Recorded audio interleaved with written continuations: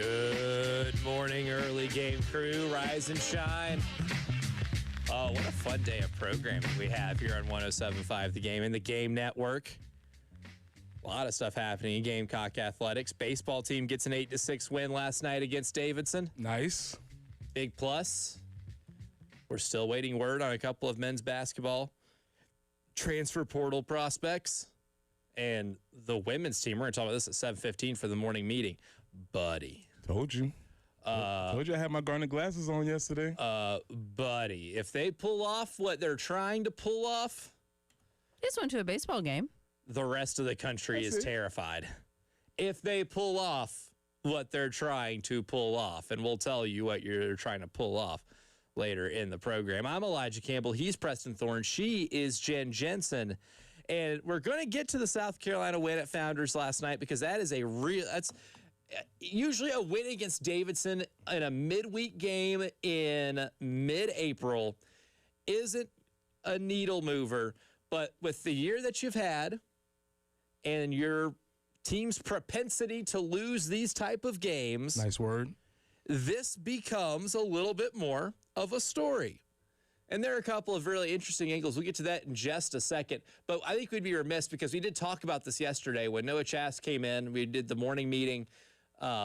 Shout out to Noah from ABC Columbia. Shout out to Noah. Appreciate you, brother. Big relief appearance out of the bullpen from Noah Chast.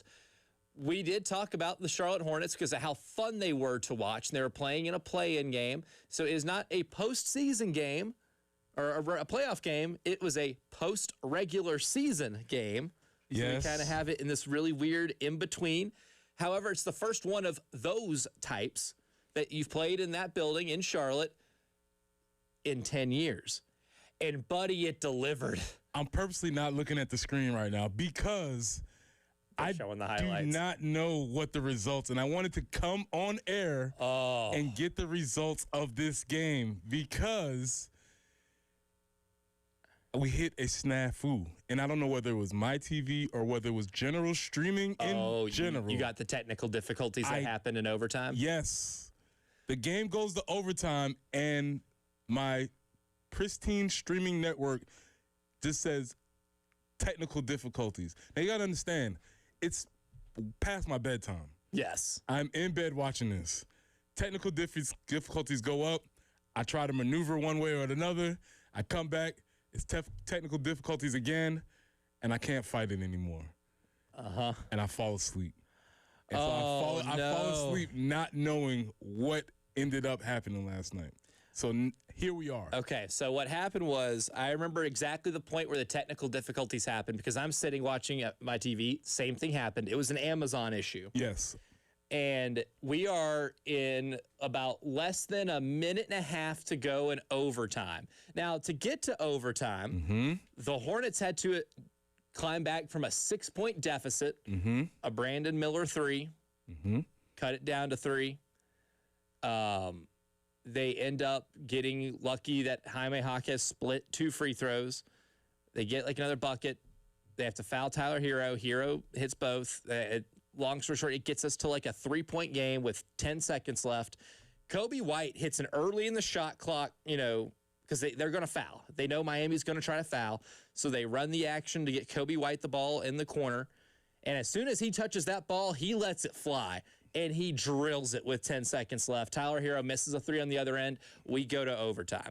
Well, we're in overtime. And at the point that Preston's TV gives him the technical difficulties error, Charlotte's up 3 with about 90 seconds left to play. But Charlotte has the ball. So Charlotte scores, right, to make it 125-120. There's 25 seconds left. Miami gets the ball, inbounding it on their side of the floor. Tyler Hero hits a fall-away 3 in the corner, make it 125-123. Okay. So now we got to get in just a fouling mode, right? If you're the Hornets, inbound the ball, get fouled, go to the free throw line, take care of business, and then just don't give up a 3 on the other end. Well, they inbound the ball, and, of course, Miami's trapping in the corner, and I think it was LaMelo Ball who was trying to make a pass. I forget who made the pass because this all happened during the technical difficulties thing. We come back from break, and it's 125-123. The pass is made.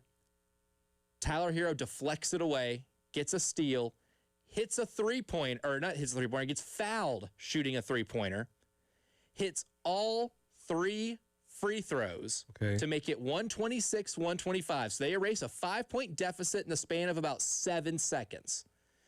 At this point in time, there's 8.7 seconds left after that third free throw. Charlotte calls a timeout. Nobody has any more timeouts now. Charlotte inbounds the ball. LaMelo Ball kind of catches it, kind of looping around a few screens, catches it, goes immediately downhill. He gets a step on Jaquez, hits a layup with less than 5 seconds left. Miami inbounds the ball fast. They know they have to. There's no timeouts. Davion Mitchell gets the ball at about the opposing free throw line. He goes coast to coast. He's shooting a layup with about less than a second left, and Miles Bridges jumps up and blocks it as time expires. So the Hornets win 126-125. They are one game away from playing as the 8th seed in the Eastern Conference playoffs. Yeah, listen, I said, I was fighting for my life.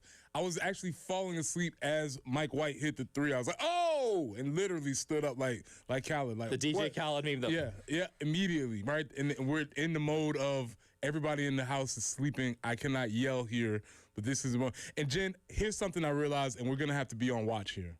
We're on sleep deprivation watch for our guy over here because we're feeling it. This is our first year doing the NBA playoffs with Elijah, and I have a feeling that we're going to have to make sure he's hydrated, make sure he's sleeping well, because these games run late.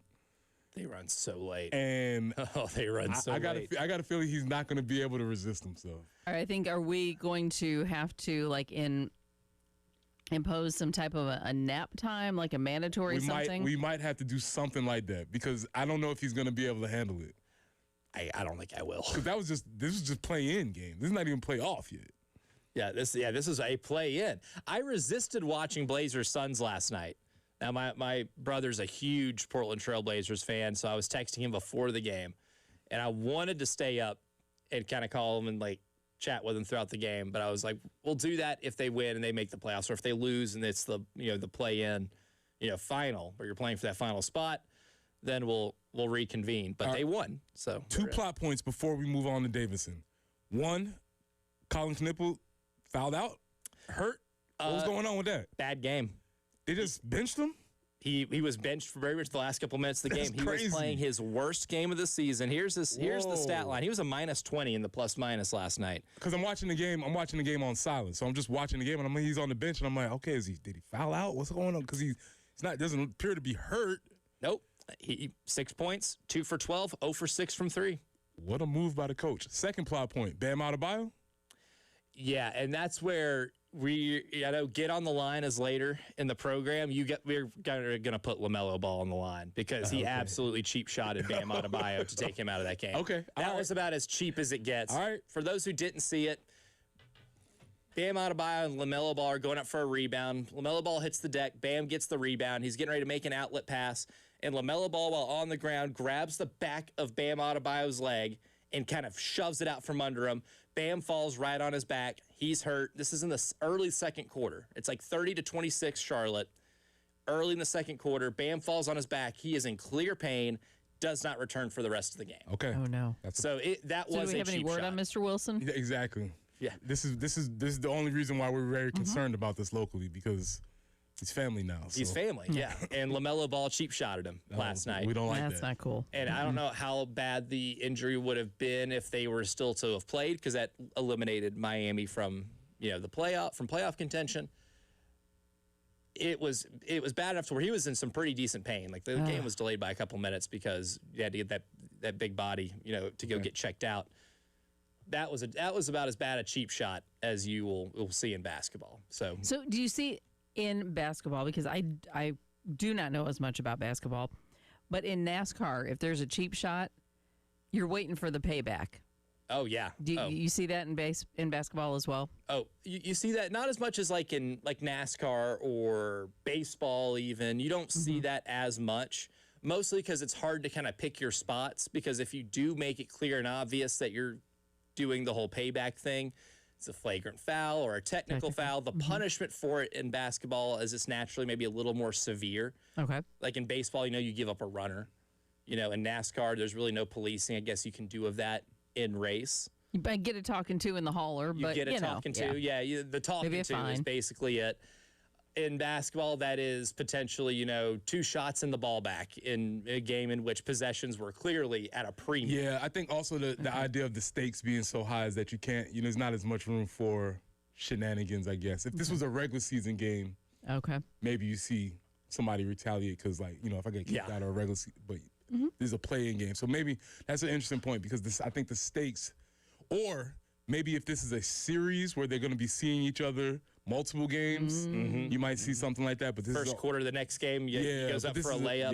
Yeah. But this is just a one and done thing. So sorry, ref. I guess kind of protect against that. His head went straight into my elbow. I don't know. Here, I've got this new type of Gatorade. It's great. You should try it. There are no laxatives in this whatsoever. None at all. There is nothing in here that would ruin your gut. Not a thing. Not a thing. But for those who missed it last night, Charlotte Hornets 127, Miami Heat 126. The Bugs are 1 game away from playing in the real playoffs. But last night, too, over at Founders, South Carolina 8, Davidson 6. You got home runs from Will Craddock, Talmadge LeCroy, and KJ Scobie all in the first inning. Built a 5-1 lead after the first. Have a nightmare second inning in which Davidson ties the game up and Riley Goodman doesn't make it out of the second inning. But then you get some clutch hitting late. You get RBI from Tyler Bach, Talmadge LeCroy, Luke Uhas, and you end up winning the game, and you avoid another midweek disaster in continuing your win streak, which has now been moved up to 4. Right, and at this point in the season, it's not how you win midweeks, it's just if you win them. If you win them, just win them. I don't care how at this point. Yeah, we're past that point now. We did that earlier in the year. At this point, it's just if you win them, you can take it, put it in the win column, move forward, and get to the SEC series in the weekend. Yeah, and look, you got a big inning in the game, first inning. Big inning got like you said, got canceled out immediately, but you had it. So that was that. And I'm just looking at the reps. Scored 7 runs plus, so they scored 8 runs, and they won the free 90 battle. So just going off what Monty says, so it seems like it works. That's how they win. And the bullpen came in and gave you 8 innings of action. So the bullpen came in and steadied the ship a little bit. I do kind of feel bad for Riley Goodman because he's really struggling. And when you watch him pitch, you see that he's got, good stuff. He's got good velocity. You see the talent there. I don't know if there's maybe something mentally that there's kind of a block right now, because the bullpen comes in and they tame that lineup, right? I think they gave up, 4 hits after Goodman got pulled. And that was his first start in about a month.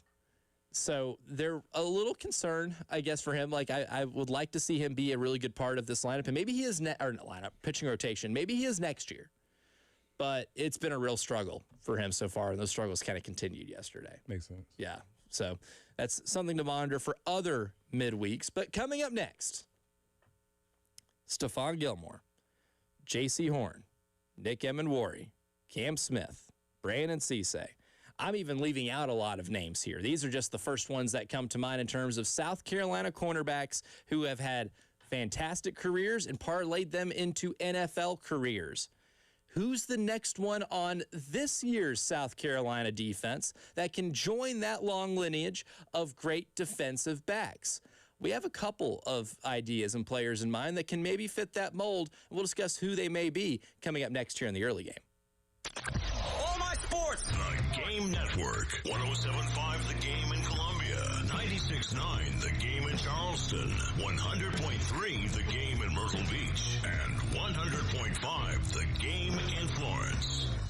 South Carolina head baseball coach Paul Manieri has been let go. Monty Lee is the interim coach, and possible candidates are already emerging. Yeah, I mean, it's amazing. We're in week 11, and we're already talking about jobs. What a world we're in. Keep it here on The Game as we follow every rumor. Every rumor. Girlfriend. No fluff. No filler. That's good enough for me. Your home of all Gamecocks gossip. 107.5 The Game and The Game Network. Broadcasting live from the Herndon Chevrolet studio. Herndon Chevrolet is your hometown dealer. Stop by today or shop online 24/7 at herndonchevy.com. This is Joe Cordell of Cordell & Cordell. Cordell & Cordell is the largest family law firm in the country with over 35 years of helping clients navigate divorce. If you or someone you care about is facing a family law issue, let us set up a 1-hour Cordell Consult. The Cordell Consult is a meeting with a local attorney who will give you clear guidance about your options, whether it's a separation, a postnuptial agreement, divorce, or custody. Visit CordellCordell.com. 1201 Main Street, Columbia. At Average Alice Furniture Warehouse, our sofas have cushions, our tables have 4 legs, our recliners recline. So come on by for a perfectly average experience. Cumulus Digital doesn't stop at average. We work with more than 4,000 local businesses every month, delivering campaigns that beat industry averages by over 25%, driving real, measurable growth. You're not average. Your results shouldn't be either. Visit cumulusdigital.com to start outperforming today.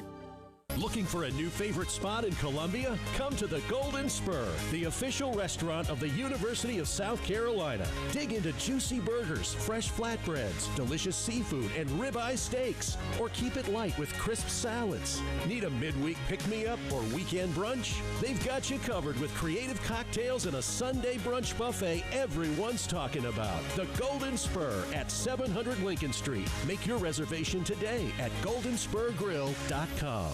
With other language learning apps, I was just playing games. I wasn't really learning. Babbel's different. Babbel was designed by over 200 language learning experts to be the most effective way to learn another language. Every time I open the app, I can choose to work on my writing, speaking, or listening. And it saves my mistakes for me to review, so I'm constantly improving. Before Babbel, I thought I just wasn't good with languages. But now I'm speaking French. Tout ça, c'est grâce à Babbel. Save up to 50% on your Babbel subscription when you sign up at Babbel.com. Babbel.com. At Cato's Power Equipment, we pride ourselves on the relationships we build with you and with your lawnmower. Right now, you can own a Toro Time Cutter or Titan Zero Turn with payments as low as $100 a month and 0% financing for qualified buyers, plus plenty of great financing offers for all credit scores. Now through April, Cato's will include a free 5-year extended warranty package backed by our Master Service Repair Center, because the tools you need to maintain your turf should come with the support you deserve. Come shop at Cato's Power Equipment, family owned since 1984. Springtime is a great time for a new car, and State Credit Union is a great place to finance that new car. With rates as low as 4.25% APR and up to 90 days with no payment, you can drive what you love and keep some money in your pocket. Visit State Credit Union's website for details and to find a location near you. SCSCU.com. Visit one of State Credit Union's 8 Midlands branches today. Terms and conditions apply. Equal housing lender. Federally insured by the NCUA. Looking for a truck dealership that treats you like family? Come to Herndon Chevrolet, your truck headquarters, proudly serving Lexington and the Midlands for over 50 years. Whether you're after a brand new Silverado, a tough pre-owned truck, or expert service, you'll find it all right here with a huge selection and the best truck deals around. There's no better place to shop. Visit HerndonChevy.com or stop by today. Herndon Chevrolet, Herndon makes you wanna smile. The Colonial Life Charity Classic is coming to the Wood Creek Club right here in Columbia, May 14th through the 17th. This is your chance to watch the next generation of PGA Tour stars up close. Before Justin Thomas and Scotty Scheffler were household names, they were right here on the Korn Ferry Tour. This is where the journey begins. Every shot bringing them closer to the PGA Tour. Tomorrow's champions are teeing it up today. Get your tickets now for the Colonial Life Charity Classic. It's the Game Network Traffic Report from the Schroeder's Towing Traffic Center. Broken down and need a tow or even free signage for your lot? Dial pound 250 and use keyword tow truck today.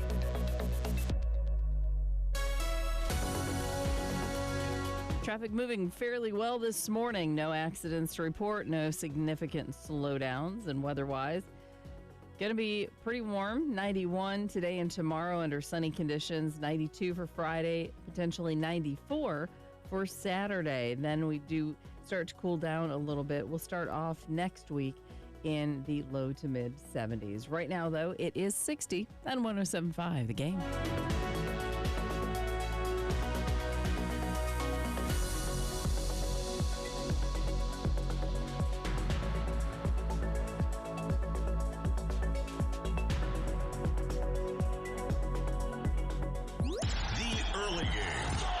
with former Gamecock Preston Thorne, Elijah Campbell, and Jen Jensen on the Game Network, 107.5 Game app, and at the Game TV radio on YouTube.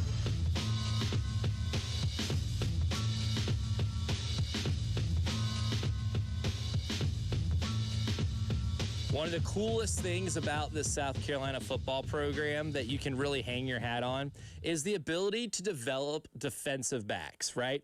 Stephon Gilmore, J.C. Horn, Nick Emenwari, Cam Smith, Brandon Cisse, who is potentially a number 1 pick in this year's NFL draft. You can go back even further. Look at other DBs. DJ Swearinger, right? That's another one. Sheldon Brown, another one. I'm sounding like DJ Khaled here because you can just go back and think about South Carolina defensive backs and you're going, another one. I'd be remiss if I didn't mention a couple of these names. We have to just throw them in here. Jonathan Joseph, long time in the NFL. Coach Simpson, high draft pick. Dante Robinson, long time in the NFL. Hard hitter, Dante Robinson. Captain Munnerlin.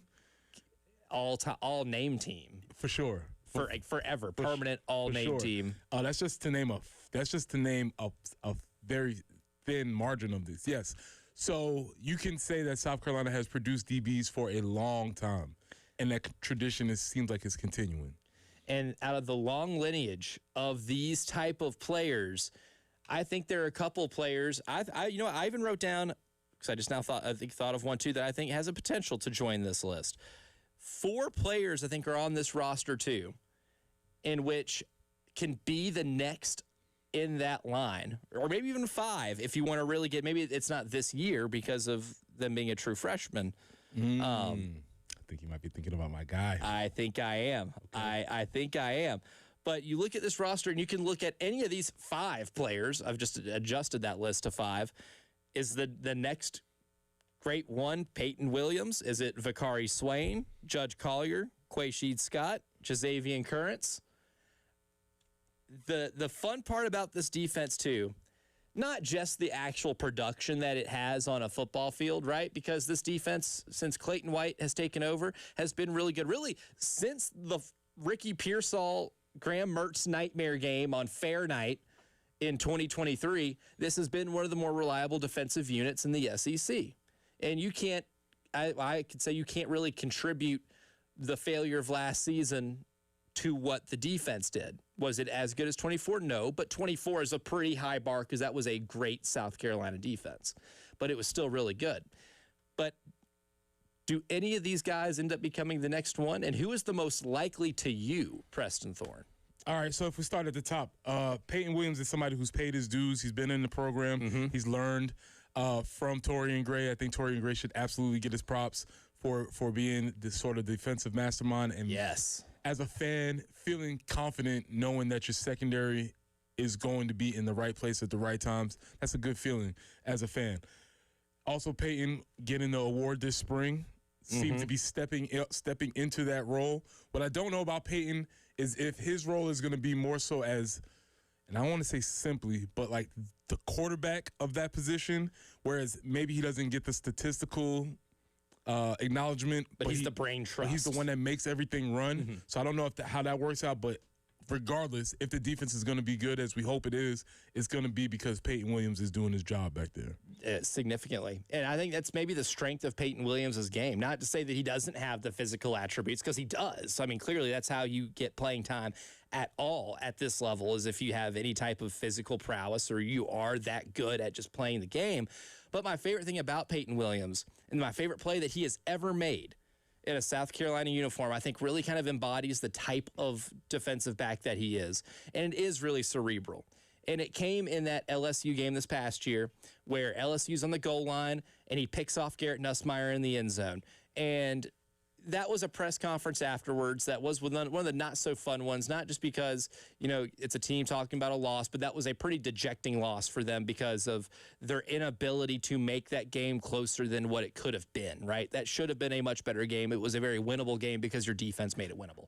But the most memorable part of it to me was sitting in there, and when Peyton Williams was asked about that interception, he goes through kind of like this little description of, hey, yeah, we saw them run it last year, and they killed us with it last year. I recognize the formation. I recognize, the situation that we're on the goal line.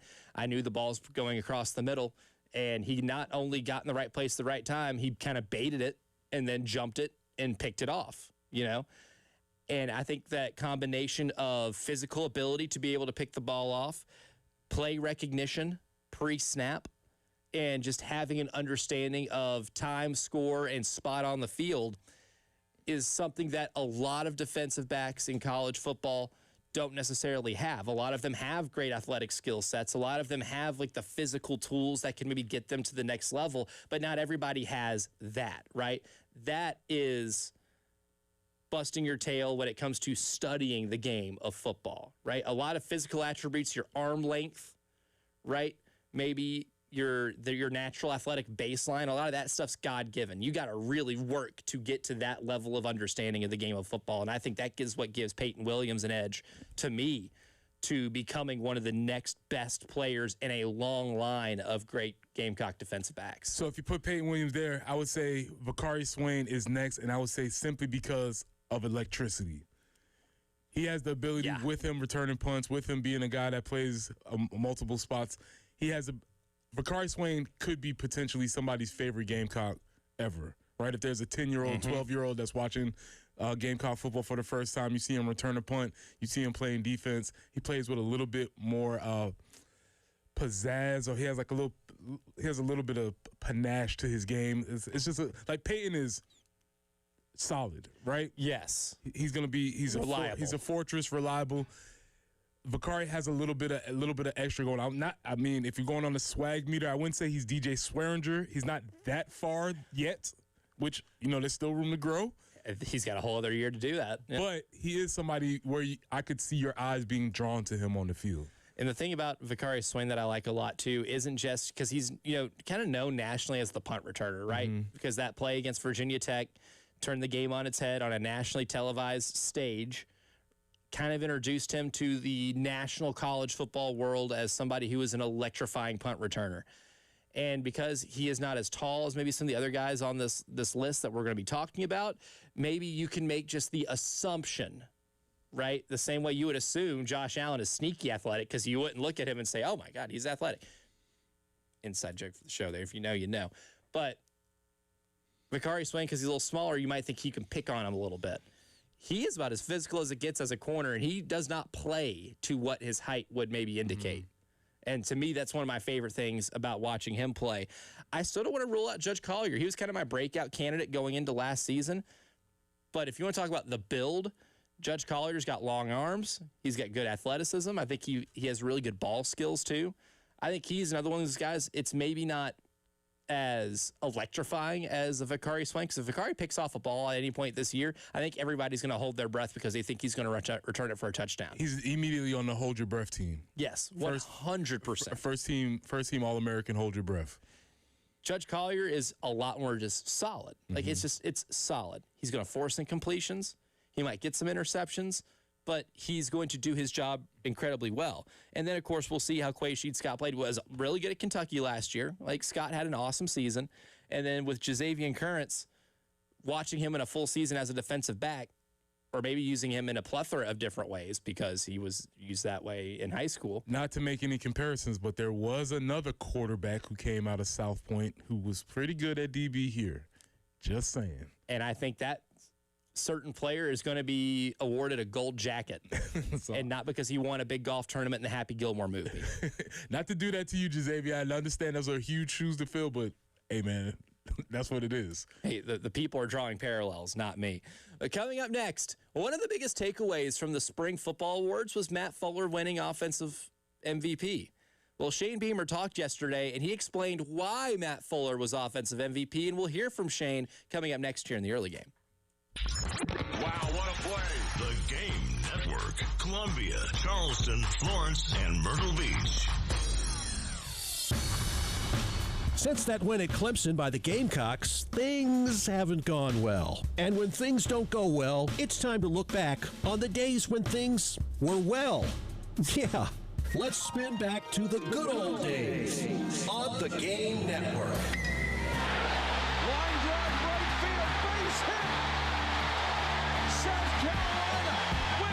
College World Series. Sellers in the pocket.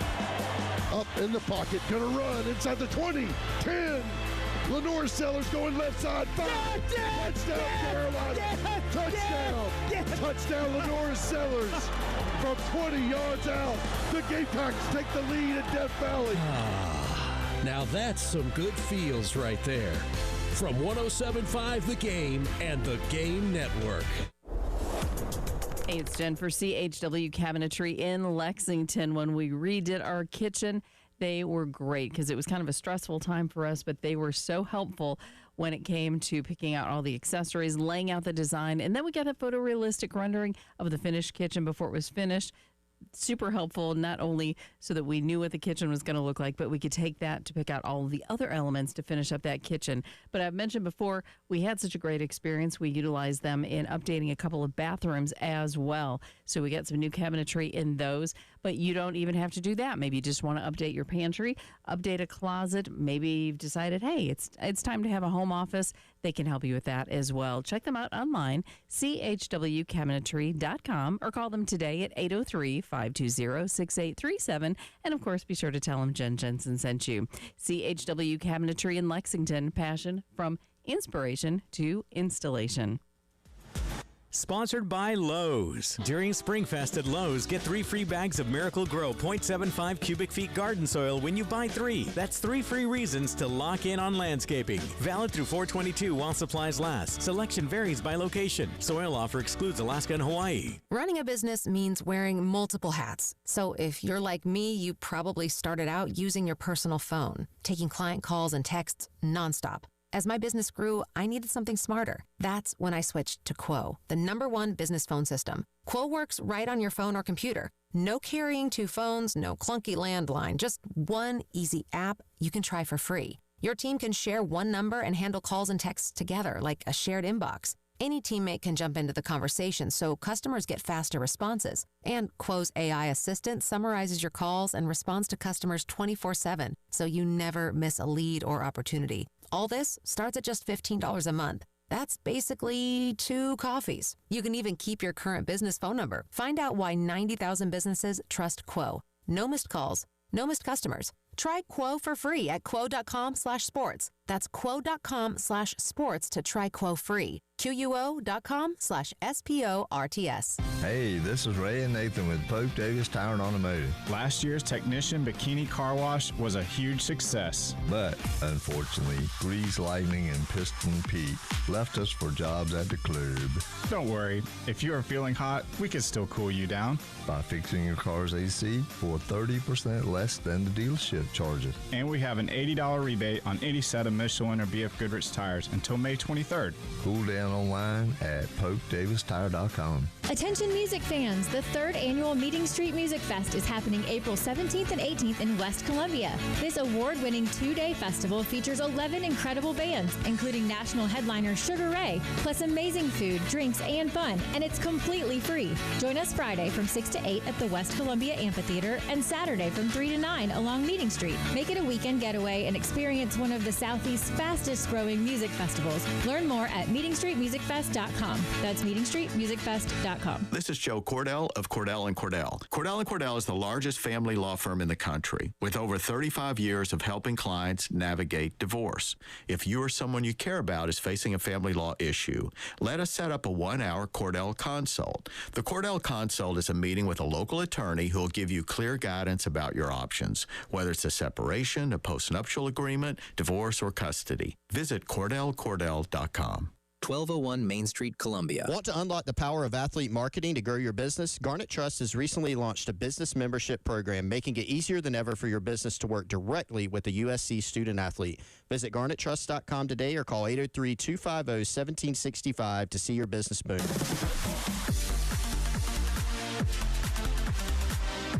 Hate paying for streaming?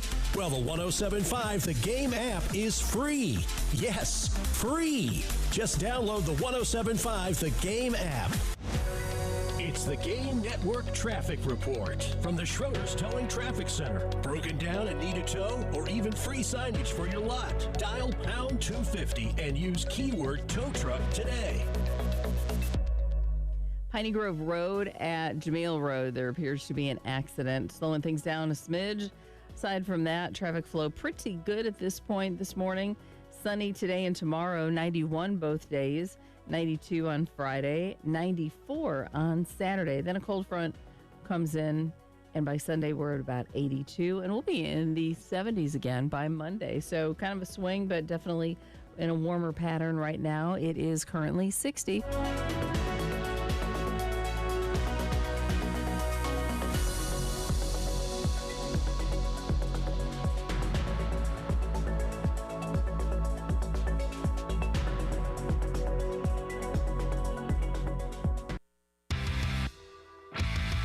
Early game.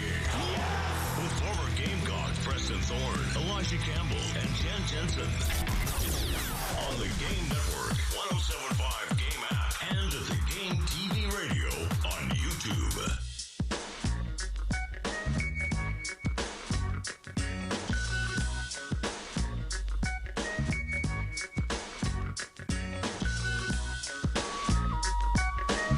One of the biggest takeaways I think you could actually have from the spring, because, again, we're not there for the entire practices. We only know what is told to us, and you always kind of take everything with a grain of salt. It's also spring football. I think, cool things that are done in the month of March and April on a practice field at your university won't count towards any of the statistics for the season unless something has changed. Now, the NCAA is changing at warp speed here, but unless I missed that memo, none of this actually counts, but it does matter when it comes to player development. One of the biggest questions that has existed with this football team this season, or going into the season, is going to be, what's that running back room going to look like? Who's going to get a bulk of those carries? Because you got about 5 or 6 guys that are going to be vying for about a trio of handoffs, right? I think about your rotation's probably going to end up being about 3. I would say, if you want to keep a steady rotation of running backs. But then it came out that Matt Fuller was given the award for the offensive MVP for the spring. And I think that told you a little something. That, okay, maybe if you're looking for context clues as to who is probably the leader in the pack here in the running back room, the guy who was chosen as your offensive MVP might actually be that guy. I think that actually tells us something. But what did Shane Beamer have to say about it? Because he spoke yesterday, and this will be cut 3. This is Shane Beamer talking about why Matt Fuller was given that award. We went over the awards. Here's what they are, and here's what they stand for. And then I gave the offensive and defensive and special team staff, basically a week to kind of talk about it amongst themselves. And then that we would come back together in a staff meeting and they present, their thoughts to me. And there were a couple that I said, I don't know about that one right now. Don't quite see it the same way. But that was one that they came back to me and felt like Matt had the best spring, and I agreed with. And we determined that as a staff in our staff meeting last week, Jack. But I think Matt's always been a really talented guy. I mean, you go back to the end of the Kentucky game last season. He got in on that long drive we had at the end of the fourth quarter to put the game away or to really not give the ball back to Kentucky. He was the running back out there on the field that day. He did some things as a true freshman in 24 that you said, this guy's got a chance to really be a good player. Last year, the run against LSU. So he's flashed. The thing for Matt has just been the consistency. And I believe that Stan Drayton has come in and done a phenomenal job with him. Just the details, the understanding, really the pass protection. And there were a lot of, plays that we had in the passing game this spring that were a reflection of Matt and a blitz pickup that maybe he had. So I think it's just confidence, his details of how he's doing things day in, day out. It's his, third year in the program, so he's a more mature version than what he was a couple years ago, and you're seeing that manifest itself with the way that he's performing on the field. But he's a workhorse that's a load, and I think a lot of guys had really good springs, but he was just one our offensive staff felt like really flashed and has us excited about. And what it sounds like there is that there is a real Stan Drayton effect. Because when I hear that a player has always had the talent, which I believe he's always flashed some things and some athletic tools that have made this coaching staff interested. That's why we've heard about it the last couple of years. But to hear that it's now being consistently shown and that the effort that he's put in is now producing consistent results on a football field, I'm looking at things that have been different in the past and what is different this year. And the big thing you can point to is that there is a difference in running backs coach. Yeah, I mean, I think that's pretty plain and simple. And as I said yesterday, I said earlier in the week, I think this is more important, or you could probably put more weight on this because Stan does not know this guy. Right. It wasn't one of the guys he brought in. He doesn't know him. He was not one of the guys he brought in. And so when he comes in, he's essentially been coaching him for 2 weeks. He's been getting to know him since he's been here, but he's been coaching him for the duration of spring practice. And so all of the compliments and warm feelings and all of the accolades that they've gotten has essentially come in this very short period of time. That to me is saying that he's flashed above everyone else. What does this mean for the season? I don't know. It does mean, though, that you feel at least very confident in that guy playing running back. Now, if somebody else comes along, awesome. If somebody else gets hot, great. But I think they feel at least confident. And the biggest thing I wanted to see is I wanted to see somebody separate themselves in the running back room. And based on that information, it feels like Matt has to this point. Mm-hmm. And here's the thing, too. Once we get to the start of the season, and let's just say Matt Fuller ends up not being the starting running back, but he's part of the rotation, I think that could even tell you that somebody else has taken the summer, gotten better, and taken the job, right? I don't think Matt Fuller is going to just magically regress. I don't know. I think running back is one of those positions, too, that albeit being a little offensive line dependent, I don't think you're just going to completely miss out and somehow regress unless you try to over the summer, right? I think that means somebody else came up and just ended up getting better as the summer went on. This isn't like basketball where it's like, oh my God, he's in practice and he's making 50% of his three-pointers. Oh, and we got back in the fall and he's only making 32%. Like, that sport lends itself more to maybe some of that random hot streakness that you see. I think in football at the running back position, it's one of those where you start, like, it's a habit, more of a habit sport in terms of the results are going to be there if the habits are really good. And if you get to this point of the fall where we're getting close to actually having real applicable depth charts and somebody else takes it, it's a matter of somebody else taking it, not necessarily Matt Fuller regressing. To use a racing term, Matt is in the pole position, I would say, right? For being the starting running back. Things could change, right? Am I using my words right, Jen? I think you're doing a very nice job. So things could change. He may not win the race. He may not be the guy. But as of right now, in this moment, he is the guy. And I think that's something that I wanted to see out of the spring. And it's certainly something that's really exciting. And for him, too, I can see him getting a lot of carries this year. And it's not a matter of knowing the offense. That's, I guess, the best thing, too, is not just a new running backs coach. It's a new offensive coordinator. It's a new scheme, right? And if he does end up being kind of the leading rusher in terms of carries, and they trust him to be able to give him the most carries in 2026, I think that is a sign that, A, maybe the offense this one is particularly better for him, but B, that there is true growth to the point where he's a player that half of this offensive coaching staff that's new inherited, and they automatically would trust him to be able to have that. I think that would be maybe one of the best signs that you can get for any player, right, on this offense, in which you're really going to need a lot out of if you don't want to have a repeat of what happened in 2025. But coming up next, we talked a little bit about the start of the NBA playoffs, but little did you know, there is a serious Gamecock connection, and there's a team that you might want to hitch your wagon to because a local favorite has led them to a spot in the playoffs I don't think anybody thought they would be at the beginning of the season. We'll tell you who that is and what team he played for coming up next. All my sports. The Game Network. 107.5 The Game in Columbia. 96.9 The Game in Charleston. 100.3 The Game in Myrtle Beach. And 100.5 The Game in Florence. If the Gamecocks hit a grand slam, you can win cash. It's the Crescent Construction Grand Slam giveaway.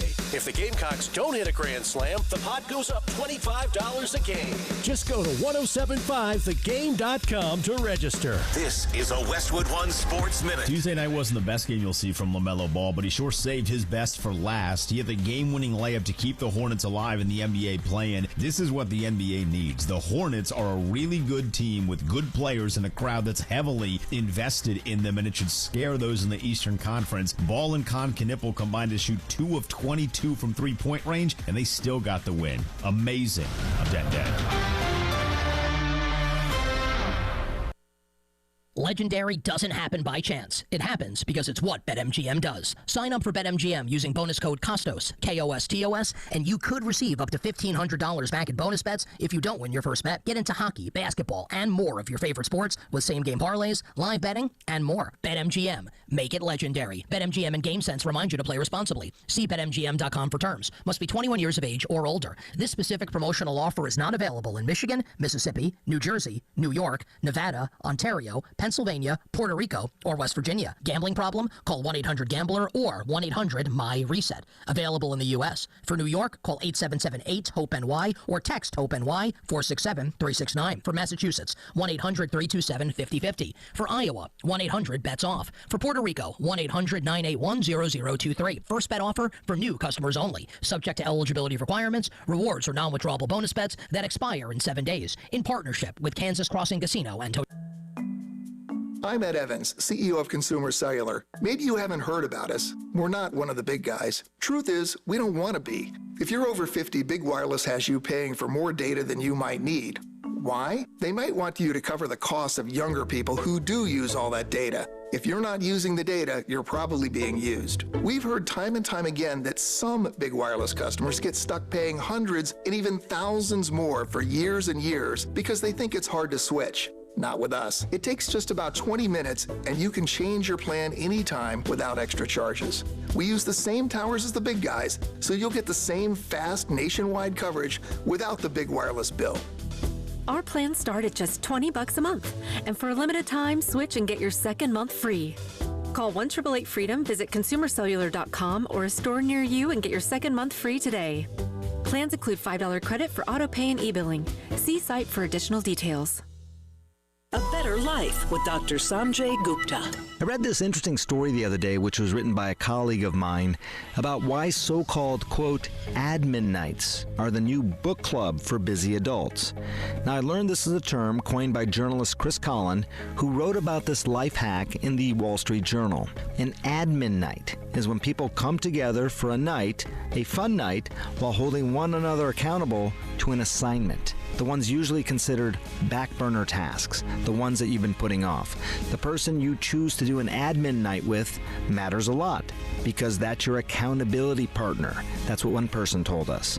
People love the social aspect because it can bring these boring tasks to light, make them feel more fun, and where you go matters as well. You need to have enough space and hopefully not too many distractions. And again, don't forget to leave some time for fun.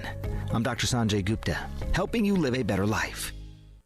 The early game with former Gamecock Preston Thorne, Elijah Campbell, and Jen Jensen on the Game Network, 107.5 Game app, and at the Game TV radio on YouTube.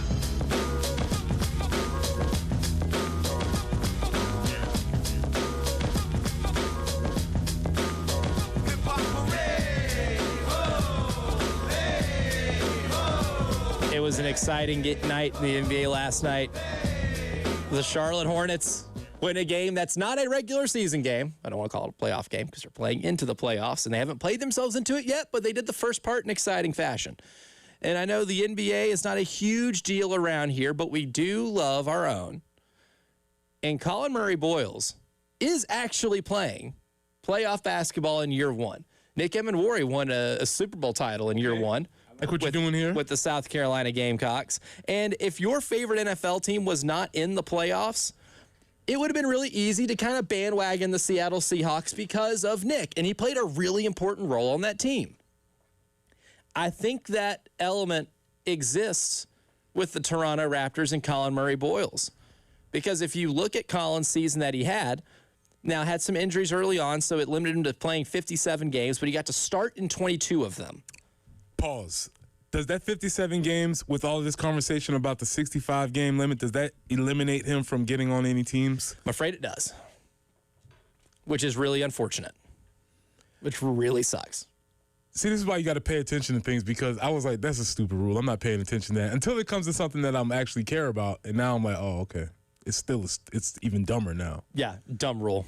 Incredibly dumb rule. All right. Came from a good place, but it's one of those ideas that you get in the boardroom that sounds like a fantastic idea, and then you try to apply it, and it's like, oh, we did not intend to have. Well, it's just hard when you make rules that are totally reactionary. And if you're not, you're just trying to figure out. The rule was the NBA made a minimum limit of games that you had to play in order to be considered for postseason awards because they were trying to fight back against load management. So that's sort of the idea. But then, like anytime you make a reactionary rule, the people who are deserving of these things get caught up in the ruling. So anyway, I'm sorry, I'm moving on. No, that's a great point because I was getting ready to make the point that Colin's been one of the 5 best rookies in the NBA this year, right? I genuinely believe that in terms of instant impact, he might not have a lot of the large scoring totals that some other rookies might have, like a Trey Johnson who gets to hoist up 30 shots a game for Walt's Wizards. But Colin is putting up 8.5 points, 5 rebounds, about 2 assists a game. And his effective field goal percentage is 60. And he's one of the best defensive players they have on that team. The Toronto Raptors, just to kind of give you an idea here as to the improvement they've made on the defensive side of the floor. They're 5th in defensive rating this year. They're a top 5 defense in the NBA. Last year, they were 17th. I think Colin has had a lot to do with how much better they've gotten defensively because of how many different positions he can guard. All the stuff that you saw him do here with South Carolina. It's a fun team. They don't have like any mega stars. Scotty Barnes is really good, but Colin comes off the bench, is essentially the 6th man on that team, and plays an important and vital role to what it is that they do. And they won 46 games, and they're playing the Cleveland Cavaliers in the first round of the NBA playoffs. That game 1's going to be Saturday. I believe that's the first game that's being played, so it's like 1 o'clock.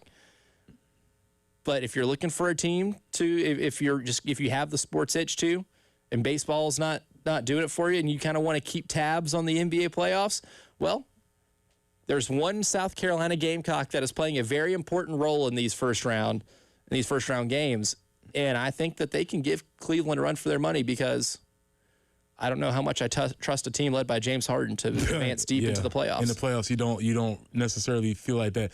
And this is even further fuel from our argument last spring when somehow Lamont and staff were holding out hope that he was coming back. I'm like, he's not coming back. No matter how bad he wants to, there will be people that are going to explain to him how important it is that you get that first NBA contract before you're legally old enough to drink, right? And that he will not turn 21 until June. And he is already not just in a rotation. He is playing, again, a pivotal role for this basketball team. Again, NBA games are 48 minutes. He's getting over almost 23 minutes a game. Mm-hmm. He's playing about half the game every time that he gets in. He gets really good minutes. And if you look at some of the mainstay starters on this team, he is getting similar minutes to those players. He is a big part of that team. Yeah. And so when you're watching, this weekend, you're going to see a lot of Colin Murray-Boyles out there. So if I know for me personally, would like to see the Raptors end up pulling it off just because of Colin. Now, if you're watching this, will this be the vaunted all NBA TV series as Cleveland normally plays? Will this be on NBA TV? As Cleveland and Toronto normally play. This is where they play all the time, right? I think it's the first time they've met in the playoffs since LeBron beat them again and Mark Jones nicknamed them LeBronto. But this one, because of the new television partners, I don't know if we get an NBA TV game because... Oh, man, okay. Now this one might be on Amazon the entire time. Just a substitute? That might be the substitute, is that we see the weeknight playoff games on Amazon. And because Amazon can host multiple games at once, I have a feeling that Amazon's going to maybe boot poor NBA TV out of the playoff game hosting rotation. Nice. Just saying, I was just, for your viewing, you were going to maybe have to search for this one. Yes. I hope you have a subscription service to Amazon or Peacock. You might get a game on NBC. I don't know. It's kind of varied there a little bit. It gets a little funky with all the things that you have to have, and that's one of the biggest, critiques you can have on the NBA. But Colin Murray-Boyles, Toronto Raptors, you're looking for a team to hitch your wagon to. I think I got one for you right there. But coming up next, to kick off the second hour of the show, we'll revisit the Athletics Coaching Confidential. But today, which hires surprised coaches the most? And were we surprised? We'll discuss next. Broadcasting live from the Herndon Chevrolet studio. Herndon Chevrolet is your hometown dealer. Stop by today or shop online 24/7 at herndonchevy.com. Oh, I had a fantastic time this past Sunday over at Pro Swing because they had a one-of-a-kind event. If you missed it, it's still on their Facebook page. You can go rewatch it because it was the Upstate versus Midlands Rivalry Showdown Live Golf Simulator event where KJ Scobie and Hudson Lee from the Gamecock baseball team did face off against a couple of kids from the Upstate. And let me just go ahead and tell you, KJ Scobie's really good at golf. And he is really good at playing on those Golf Zone simulators that you can play on too. Right? It's a fun time for everybody. They're incredibly fun events. If you want to go see how those things work, that video that's going to be on their Facebook page is the best way to get a view of how they work and how much fun it can be. And if you want to book online, you can do so at ProSwingColumbia.com or you can call 803-592-3916. Find out more about the lesson packages that they have available, the fittings, everything that you can do over at Pro Swing. Go to ProSwingColumbia.com today. Straight Talk Wireless. Every now and then you find a deal that actually feels like a win. With Straight Talk Wireless, you get more and pay less. Now that's a good deal. No contracts, no credit checks, no surprises, all on Verizon's 5G network. Find it in the same place you've always found straightforward prices. Exclusively at Walmart and StraightTalk.com. Powered by Integrated Media. The Game TV. Sponsored by Shepherd's Glass. For auto, home, and commercial glass. ShepherdsGlass.com. In Chapin and West Columbia. The Game TV. Sponsored by Shepherd's Glass. Shepherd's Glass. We know what it's like when you're injured. You hurt, you can't work, you can't pay your bills, and the insurance company won't return your calls. I'm Jason Reynolds. At the Samuels Reynolds Law Firm, we're here for you when things go bad. We're local, resourceful, and have a proven record of success. I'm Stephen Samuels. Our team is big enough to handle any case and small enough to care about each one. We get South Carolina because we're true South Carolina. Samuels Reynolds. True injuries, true lawyers. 803-779-4000. The Haven Harley-Davidson 4-day spring event runs April 23rd through 26th. Thursday kicks off with Grill and Chill. Friday brings an 80s-themed back-to-bike night. Saturday features a bike and car show, plus a sound-off competition. And Sunday wraps up with Family Fun Day. Check out the new 2025 Street Glide Ultra with 0 down, 2.99% APR for 36 months, and up to $2,000 in customer cash on select models. It's all at the Haven Harley-Davidson. Discover more at thehavenharley.com. Want to unlock the power of athlete marketing to grow your business? Garnet Trust has recently launched a business membership program, making it easier than ever for your business to work directly with a USC student athlete. Visit garnettrust.com today or call 803-250-1765 to see your business boom.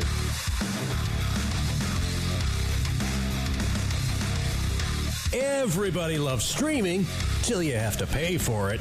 Just download the 107.5 The Game app and stream us for free. It's the Game Network Traffic Report from the Schroeder's Towing Traffic Center. Broken down and need a tow or even free signage for your lot? Dial pound 250 and use keyword tow truck today.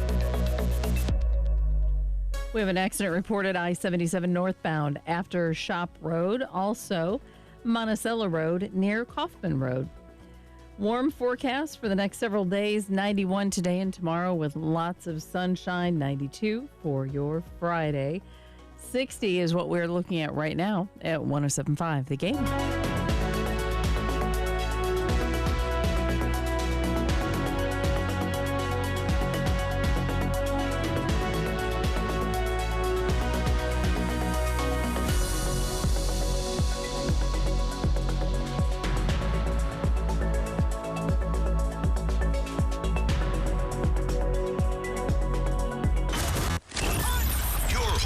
Gamecocks. 107.5 The Game. WNKT Eastover, Columbia. A Cumulus media station.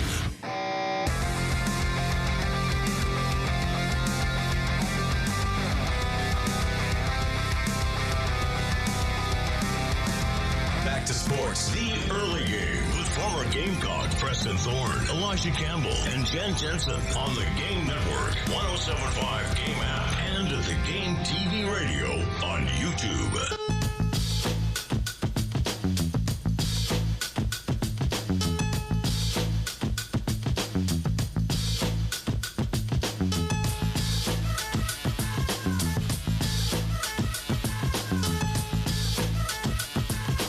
number 2 of the early game. That starts right now. I'm Elijah Campbell. He is Preston Thorne. She is Jen Jensen. You are you. And thank you for hanging out with us this morning. We got a lot to get into here in hour number 2, but we're going to start off with kind of the series that we've been looking at. We started it yesterday with the Athletics Coaches Confidential, right? Antonio Morales and Bruce Feldman did a fantastic job of kind of asking around coaches different topics, and they got to speak anonymously so they could be a little more free in there, a little more truthful in what they actually think about certain hires and certain parts of the coaching landscape in college football. This is where we get into really a lot of the interesting offseason stuff for me. I think this is a lot of really interesting offseason stuff. Yesterday, we talked about maybe the most underrated hire, but the second prompt was, which hire surprised you the most, good or bad? Now, here's a few of them, right? Just to summarize without reading the responses. Matt Campbell at Penn State, Ryan Silverfield at Arkansas, Alex Golesh at Auburn. Times 3. There are 3 different Alex Golesh ones. John Sumrall to Florida. There were many Jimmy Rogers to Iowa State. And then there was a lot of Will Hall at Tulane, Tavita Pritchard to Stanford, and UCLA getting Bob, don't call me Kenny Chesney. So those were the results. Did any of those actually end up surprising you, Preston Thorne? Okay, so I know you're down on Ryan Silverfield. Very much so. But that doesn't surprise me, though. So, yeah, but we saw that one. We saw the one coming. The biggest surprise to me, I think, is Bob Chesney at UCLA. Only because of the idea, like he's been really good at every stop. He's a coach that if I was an AD, I would definitely have had on my list. I wonder, and I don't know what his decision-making process was, but I don't know if he felt like he had to go now or just the moment meant, or maybe he just wanted to live in LA for a little while. I could see that being a thing. But I didn't think that was the job that he was going to take. I think he's that good that he's on board for any job that he wants next year. Right. And so that's why, but listen, and the more I talk about it, the more I think about it, like, man, if you just want to go live in LA for a year or however long, maybe that was his main point of motivation, but that job doesn't seem that appealing to me. Because it's not a great job.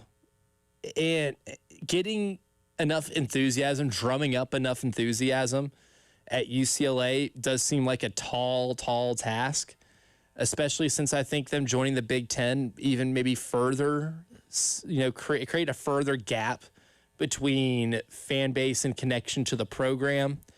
Because a lot of the traditional stuff, the traditional games that they play, they're just not going to play anymore. Like, yeah, you'll still get Oregon occasionally. You're still going to get Southern Cal. Like that, you're going to get that game every year. But I do feel like there has been a real effect of connectivity with those fan bases of those schools that did end up joining the Big Ten, because it has kind of drastically altered the logistics of your season and just how all of your collegiate athletics looks on that part from them. Like, if anybody is experiencing the change of collegiate athletics at the power conference level, it's the schools that helped murder the Pac-12 in order to join the Big Ten. But maybe he gets to ride the wave from the women winning the championship, the baseball team having the great season. Maybe, who knows, maybe they go really deep into Omaha or win or something like that.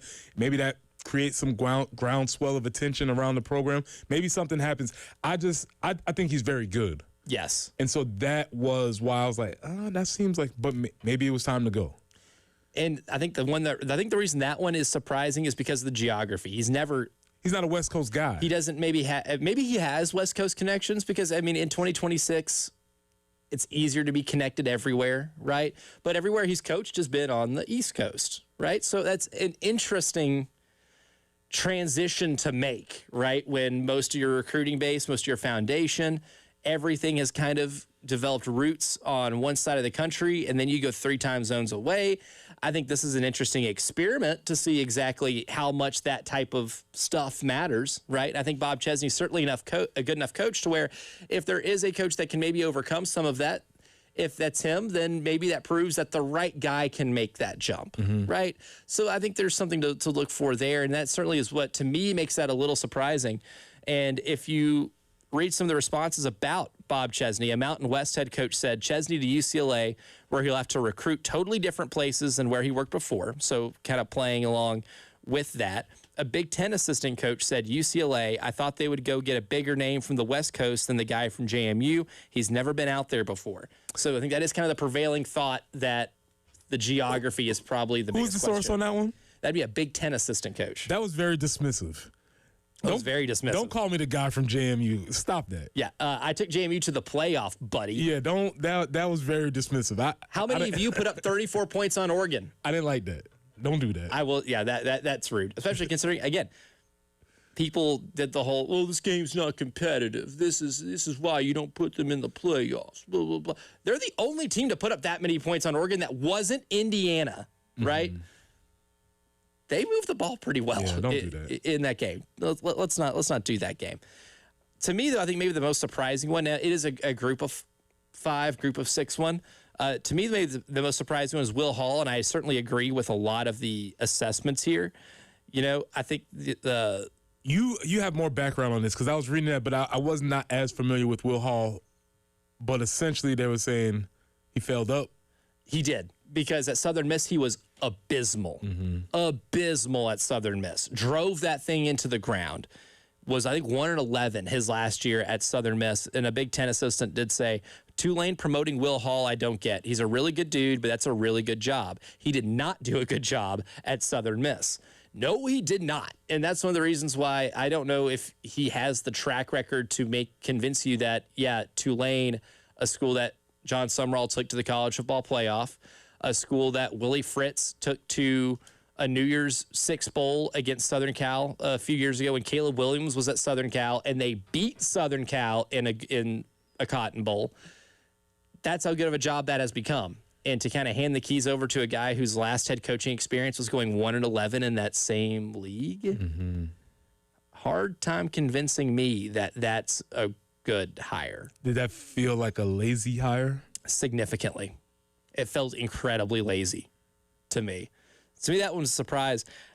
Because I'm really not surprised by any of the SEC ones. I mean, Alex Golish is on here a few times, right? You know, one Big 12 coach saying that he saw Alex Golish more as an Arkansas guy. A Big 12 head coach was kind of surprised that he said it was shocking, but he'll turn Auburn into Josh Heupel, Tennessee. So still showing a lot of confidence. I felt like that was maybe the easiest transition. I thought, once South Florida beat Florida and South Florida was in a chance to win a really good American, conference, that because of his track record with Josh Heupel, because of how instantly good the offense got at South Florida when he got there, that a team in the SEC was going to go after him. I didn't find that to be really surprising at all. I am on board, though, with a Pac-12 assistant who said Matt Campbell. And here's the big thing. At Penn State, we know why they fired James Franklin. They fired James Franklin because 10-2 wasn't cutting it anymore. Okay, that's great. So you fire the guy who goes 10-2 every year for a guy who has never won his conference. For a guy where he has been lauded for being a perennial 8-4, 9-3 coach at Iowa State. Let's not act like Iowa State is some barren wasteland of athletic resources. It's not. They care a lot in Ames. They support that program a lot. And as good as a job he did, he passed up a lot of other jobs, a lot of opportunities, and I think his stock was maybe a little bit lower. This was the last train out. This was it. This was the last train out. We've heard his name on the coaching carousel for years now. For a long, long time. And for whatever reasons he was staying at Iowa State, this was the last train out. And also the idea that he was clearly not first on their list as far as who they were going to hire. So maybe it works out for him, maybe it doesn't, but he wasn't first. When they fired James Franklin, they did not have Matt Campbell in mind. No. Oh, God, no. No, they did not. And that's another reason why it kind of makes it a little bit of a surprising hire to me. Again, if I'm Penn State and I'm willing to pay that mega buyout, right, to get James Franklin out of town, and if you're frustrated with James Franklin, you're a Penn State fan, I understand that, but I think you're gonna miss 10-2 because you fired that guy to hire a guy who just went 8-4 at Iowa State, which is good. It's a good season. And then you're bringing 50-plus players from Iowa State with you. Basically traded out what you had, which is already a pretty well-running machine, for Iowa State. And as good as I think that Iowa State team was, they were solid. I don't think 8-4 is going to fly at Penn State. And you're going to have to get used to some 8-4s, maybe a 7-5, and some 9-3s. Because when you just look at the track record that Matt Campbell's had there, yeah, they went to the Big 12 title game in 24, but then there's a 7-6 in 23, a 4-8 in 22, a 7-6 in 2021. A 9-3 in 2020, 7-6 in 2019. You go up and down, and you see a variety of different seasons. Now, Matt Campbell only had one losing season, but there was a lot of average there. Now, he did elevate that program to some pretty solid heights, but if you want somebody to take over for a job that has been contending for Big Ten and national titles, I don't know if that's the one that I would have immediately zeroed in on. I think they might have just whiffed on everything else, which is kind of what makes that one, at least to me, one of the more surprising ones. Yeah, and that's what I'm really curious to see how that plays out, because is Brock Purdy walking through that door? I don't think Brock Purdy is walking through that door. I don't think he has any incentive to sue the NCAA to get eligibility back. You know what I'm saying? I think he's doing just fine. So what argument would Matt Campbell make for saying, like, oh, yeah, I'm coming and I'm bringing all my players, when he says that I'm bringing my luggage, but your luggage is not Louis, your luggage is run-of-the-mill, Samsonite luggage, it's fine, but it's not premium. Why would I, as a Penn State fan or even admin, be like, yes, we're getting the Iowa State guy, and he's bringing all of his guys with him? Why would I feel like that's going to improve from what it was? And, I don't think it necessarily means that it can't. It just means you have to be something you maybe haven't been recently. I don't know. That would be a tough sell. A tough sell for me. And I like Matt Campbell. I think Matt Campbell is a really good coach. And I think him at Iowa State was a really good fit. It was a really good pair. They could have made that work for a long time. And who knows, maybe he could have won a Big 12 title down the road. I think he got him in a really good spot. Maybe they maxed out, but maxing out there, look, that's a really good job security. Penn State's become a lot more of a pressure cooker because of what they expect that to be. But it's become a pressure cooker because of what, and I can't believe I'm doing this. I'm defending James Franklin. Newsflash. But it's only become a pressure cooker because of where he's taken them.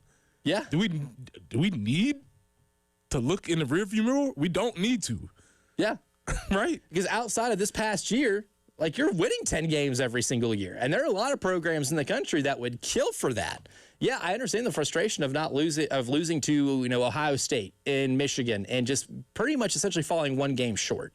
That Notre Dame game in the college football playoff where you were a quarter away from going to the national title game.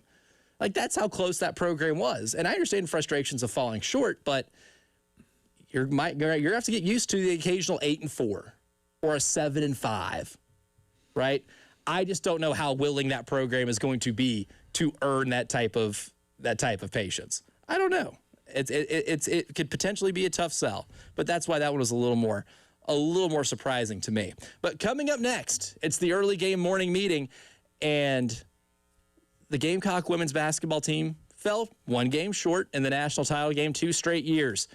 But Dawn Staley is hitting the portal with a vengeance because there were some visitors on campus, portal players and a potential high school recruit, that if they pull off what I think they're trying to pull off, they might be one of the heaviest national title favorites preseason that we've seen in a long time. We'll elaborate on that coming up next. Wow, what a play. The Game Network. Columbia, Charleston, Florence, and Myrtle Beach. Go to 1075thegame.com and check out our sweet deals, like $50 worth of great eats from Grill Marks for just $25 and a 6-month membership to the YMCA for half price. It's all at 1075thegame.com. Broadcasting live from the Herndon Chevrolet studio. Herndon Chevrolet is your hometown dealer. Stop by today or shop online 24/7 at herndonchevy.com. Progressive presents Heroes That Keep Truckers Going. Today's hero, all the furry four-legged co-pilots out there. Pets like Axel, Bandit, and Smokey, who may not understand humans but do listen to you rant about young people today for hours. Thanks, heroes. Know what else keeps safe truckers going? Saving an average of $6,181 when they elect to share their ELD data with us. Get a quote at ProgressiveCommercial.com. Progressive Casualty Insurance Company and Affiliates. 2025 National Average Safe Driver Enrollment Discount Savings for new Progressive customers. Excludes mandatory program participants. Not available in all states. Driving data could increase or decrease premiums at renewal. Some days, self-care starts with Nature-Made gummy vitamins, a deep breath, and a little encouragement. Mom, I'm really nervous. Me too, honey, but we've got this. Repeat after me. I'm going to have a good day. I'm going to have a good day. I choose joy no matter what comes my way. I bring joy wherever I go. Quality gummy vitamins from Nature-Made, the #1 pharmacist-recommended vitamin and supplement brand. Based on a survey of pharmacists who recommend branded vitamins and supplements. Start your spring cleaning with Zerorez. Get 3 rooms of carpet cleaned for $109 plus a free hallway. No soap, no residue, no harsh chemicals, just a deeper clean that lasts. Plus, now you can also take $100 off air duct cleaning and breathe cleaner air. Visit ZerorezColumbia.com. Hey, this is Ray and Nathan with Pope Davis Tire and Automotive. Last year's Technician Bikini Car Wash was a huge success. But, unfortunately, Grease Lightning and Piston Pete left us for jobs at the club.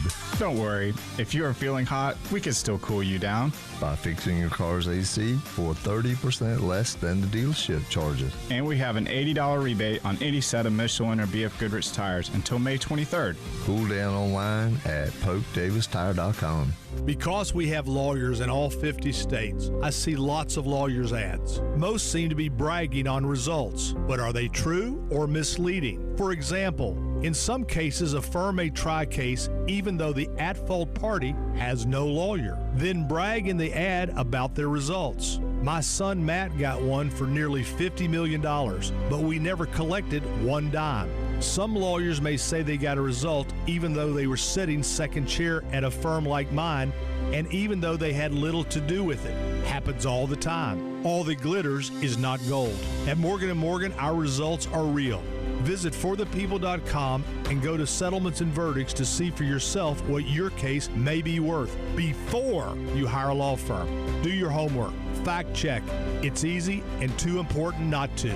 Morgan & Morgan, forthepeople.com. Injured? Dial Pound Law or visit forthepeople.com for an office near you. Explore the world with the 31st Annual Columbia International Festival, April 18th and 19th at the State Fairgrounds with free parking. Experience over 100 national exhibits, cuisines from around the world, an international bazaar, a global fashion show, an Olympic-style flag ceremony, and performers from around the globe. Now partnering with the SC250 Revolutionary Discovery Center. For tickets and more information, visit CIFonline.org. That's CIFonline.org. Columbia, when you want the real Harley-Davidson experience, there's only one place to go. The Haven Harley-Davidson, Columbia's exclusive Harley-Davidson dealership. From the newest motorcycles to genuine parts, gear, and factory-trained service. Everything you need to ride starts right here. No substitutes, no second choices, just the authentic Harley-Davidson experience delivered by the team that knows riders best. Whether you're gearing up for your first bike or your next big adventure, the Haven Harley-Davidson is the place that rides with you, supports you, and keeps you rolling. Visit thehavenharleydavidson.com and discover why Columbia calls us home.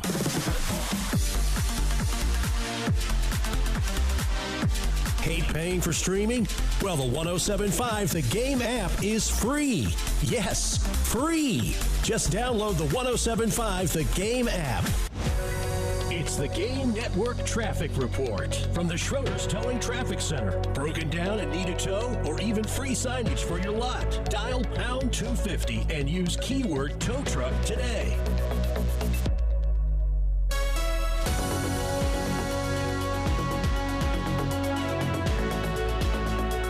An accident reported South Lake Drive at Platte Springs Road. Also I-77 northbound after Shop Road. We also have an accident in progress. Now that forecast, it's going to be sunny for the next couple of days. Today and tomorrow, 91 is the high that we're expecting. On Friday, sunshine at 92 up to 94. On Saturday, then it kind of cools down a little bit come Sunday. 82, and we're going to be about to 72 on Monday. But right now, the morning, not too shabby. It is 60.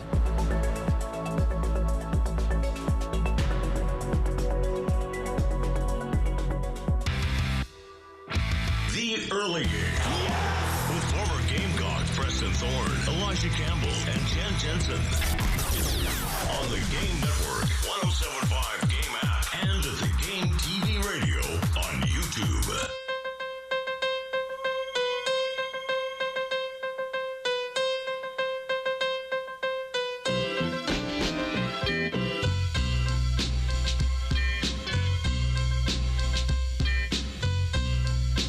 Oh, man. If Dawn Staley does what I think she's about to do, then we might have one of the heaviest favorites to win a national title in all of college sports in our own backyard, because there have been some recruiting developments, some portal developments that have certainly made things pretty interesting, and we will discuss that for today's morning meeting. Good morning. Good morning. Repeat after me. Today will be an awesome day. Let's go. Yeah, well, it already is. Good morning, great today.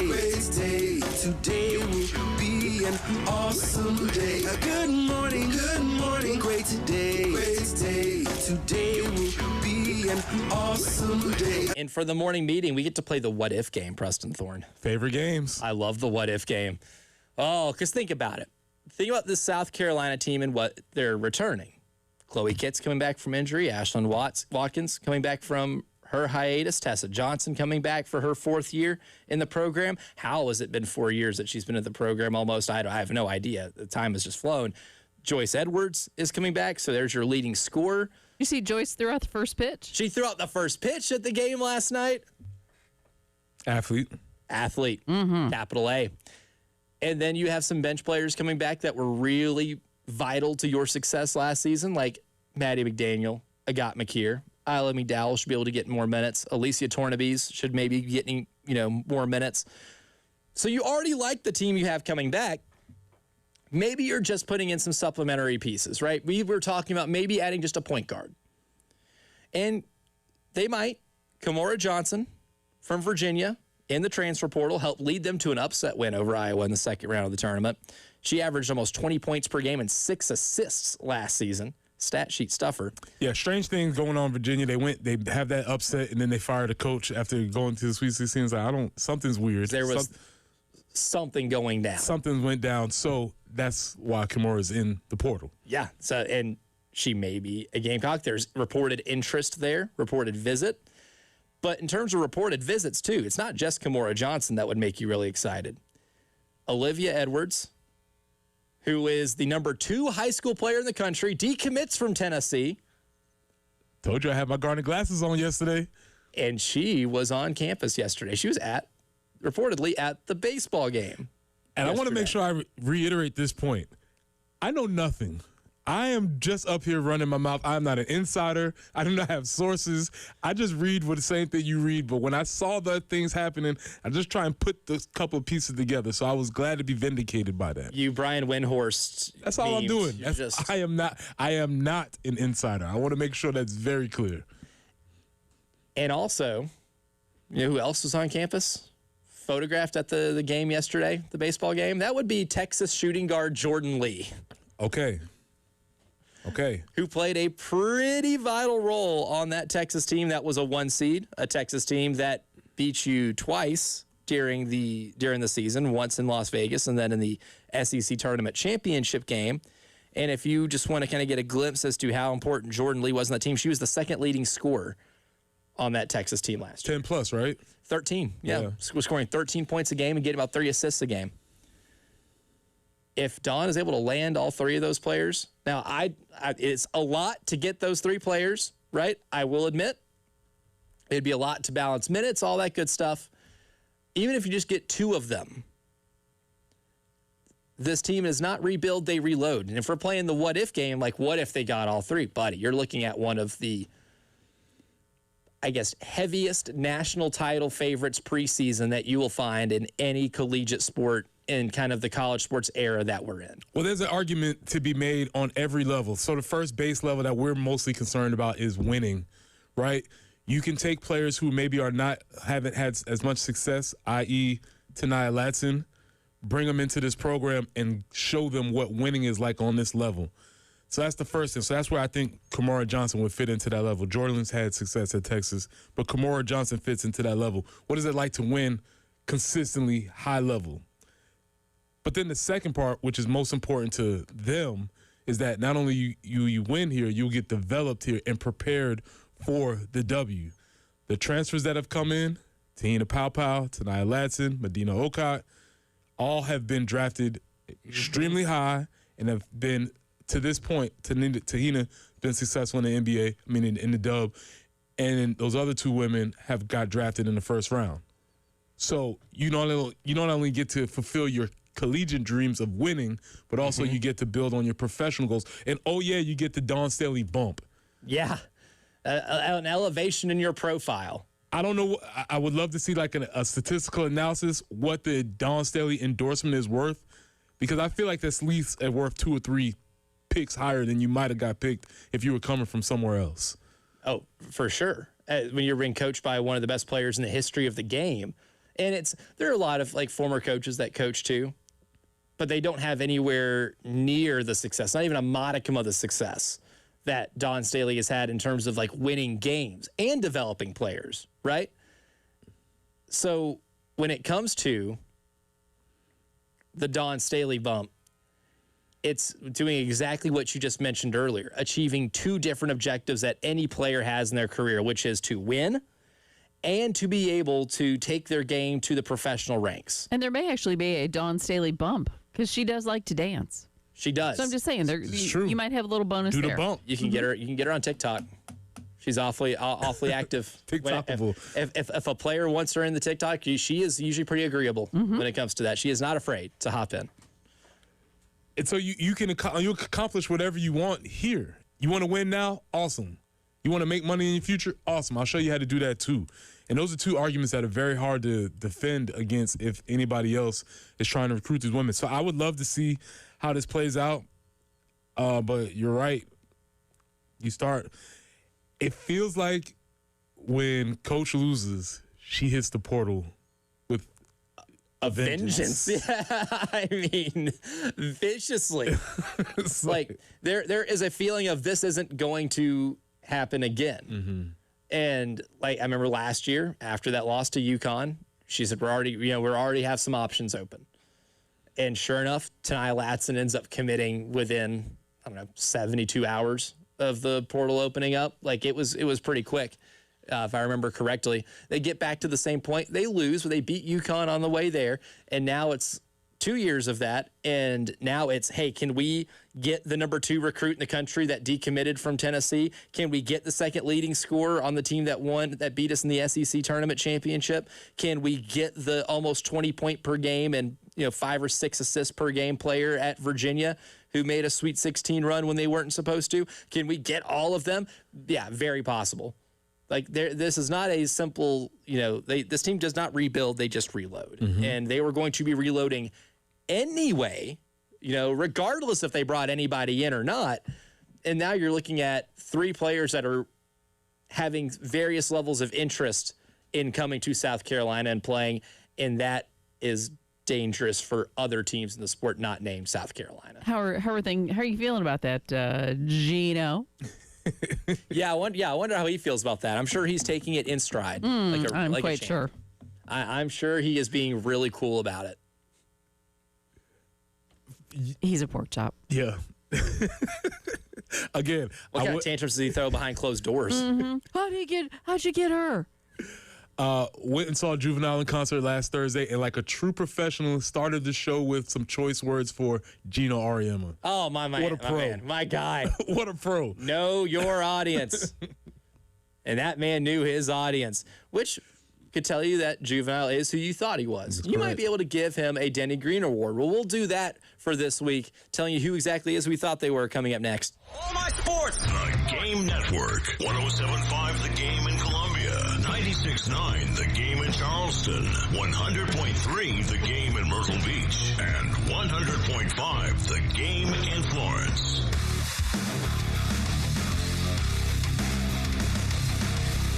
Everybody loves streaming till you have to pay for it. Just download the 107.5 The Game app and stream us for free. Pressing here for our friends at Absolute Glass, the premier glass company of the Midlands, offering auto, home, and business glass repair. If your glass is damaged, shattered, cracked, or broken, they can handle the job. Cracked windshield? No problem. They'll come out to your location and they'll replace it for you, usually for free, and they'll work directly with your insurance to take away the headache. That's right. They'll come out to wherever you are. School, home, work, it does not matter. Absolute Glass will come out to you, take care of the job for you. If you're at home, looking to increase the value of your home, Absolute Glass can take care of that for you too. Windows, mirrors, shower enclosures. Say it all the time. If you can see through it, Ray and Marianne at Absolute Glass could do it. So check them out online at AbsoluteGlassInc.com. That's online at AbsoluteGlassInc.com.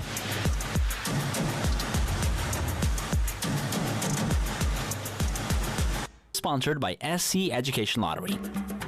Now, all lottery purchases come with more chances to win cash, merchandise, and other great prizes with the launch of Players Club Rewards. Scan your winning or non-winning tickets in the SC Lottery app and start winning more. See SCEducationLottery.com for more information. Get as loud as you can for Monster Jam! The one and only Monster Jam. Packed with stunts, smiles, and jaw-dropping skills. See the world's best drivers tear up the dirt in your favorite Monster Jam trucks, like Gravedigger, El Toro Loco, Sparkle Smash, and more. Only at Monster Jam. Coming to Colonial Life Arena this weekend. Brought to you by Big 80 Tires and Texas Roadhouse. Lock in your seats today at monsterjam.com. Start your spring cleaning with Zerorez. Get 3 rooms of carpet cleaned for $109 plus a free hallway. No soap, no residue, no harsh chemicals, just a deeper clean that lasts. Plus, now you can also take $100 off air duct cleaning and breathe cleaner air. Visit ZerorezColumbia.com.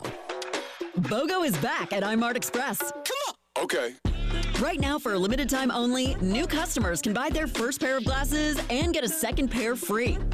Plus, with eye exams available and same-day glasses, you'll never miss a moment. It's the kind of savings and service you can really get used to.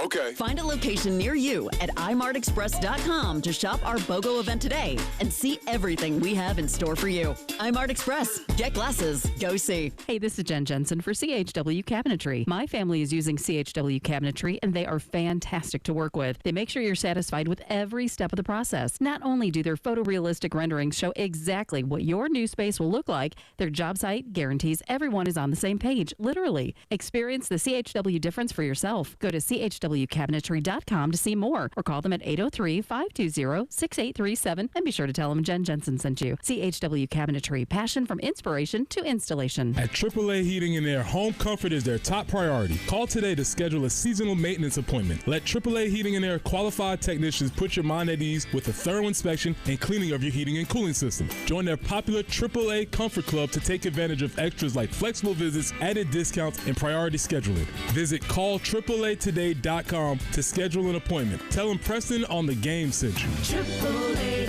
Air when you need us. AAA Heating and Air.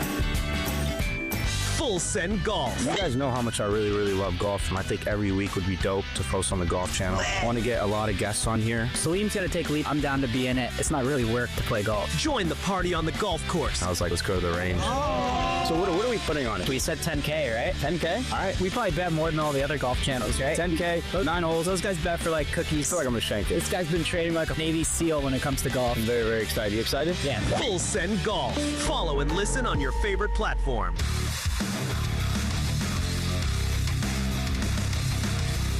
Everybody loves streaming till you have to pay for it. Just download the 107.5 The Game app and stream us for free. It's the Game Network Traffic Report from the Schroeder's Towing Traffic Center. Broken down and need a tow or even free signage for your lot? Dial pound 250 and use keyword tow truck today.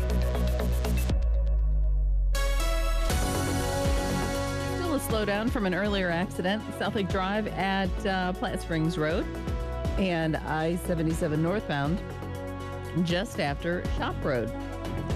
Warm forecast for the next several days, and that's okay. We'll take it. 91 today and tomorrow, mostly sunny. 92 on Friday, up to 94 on Saturday before things start to cool down just a little bit. Sunday, we're looking for a high of 82. Right now, though, 60 at 107.5 The Game.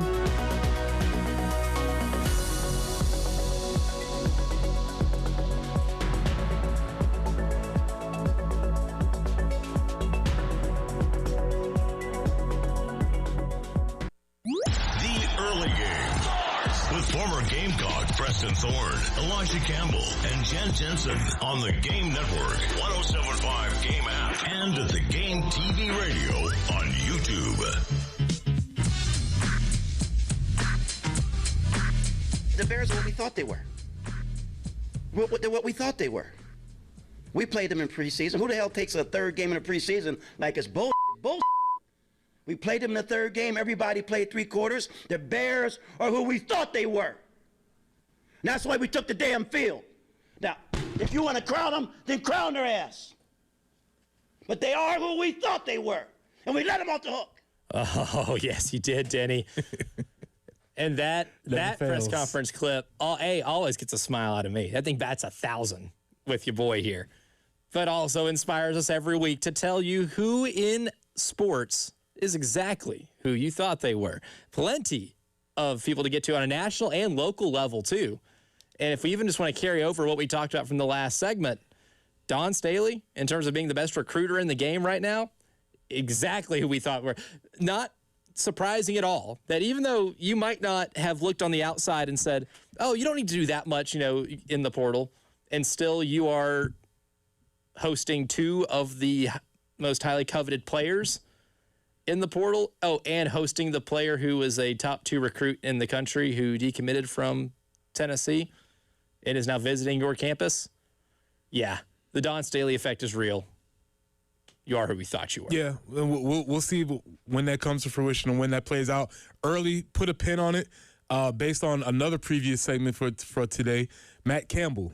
We're just gonna put a pin here. We're gonna put a pin here, and we see if he goes 8-4 again. And we'll be exactly who we thought he was, right? So we just want to put a pin there. We'll revisit that later once the season comes. But I have something that I haven't been able to speak about because we just haven't had the opportunity. There was an article, ESPN Sports, about Jalen Hurts. Jeremy Fowler wrote the article, and there was some inside sources, several of them, about Jalen Hurts, the Philadelphia Eagles quarterback, and Jalen maybe being a little bit more difficult to coach and play with than he appears to be. And I'd like to say he is who I thought he was because I've been sniffing this trail for a minute, right? Oh, you've been on it. I've been sniffing this for a minute because everybody was pointing at A.J. Brown, and A.J. Brown's been like, it's him. I know you don't like me. I know I have my things. I've been the boy who cried wolf here. But he's been pointing at Jalen, and nobody really believes it because Jalen's perfect. He's good looking. He's articulate. He's all these things that you think you want in a quarterback. But when you read this article, there's just a little bit of, it's just something, I would just say Russell Wilson-esque. Oh. Russell Wilson-esque as far as like, he thinks he's leader guy, and he says all leader guy things, but I don't know if they land right in the locker room. And I'm just something that you keep an eye on. But this article did confirm some of my suspicions. So Jalen Hurts, we're on to you. As somebody who is an older sibling, especially one who was maybe a little more well-behaved than a certain younger one, I could pin something on a younger sibling and get away with it. Jalen Hurts maybe having that thing here with A.J. Brown. Everybody thinks it's A.J., and A.J.'s like, it was him. It's him. He's the one nobody likes, not me. So he's my middle sister. Got it. Okay.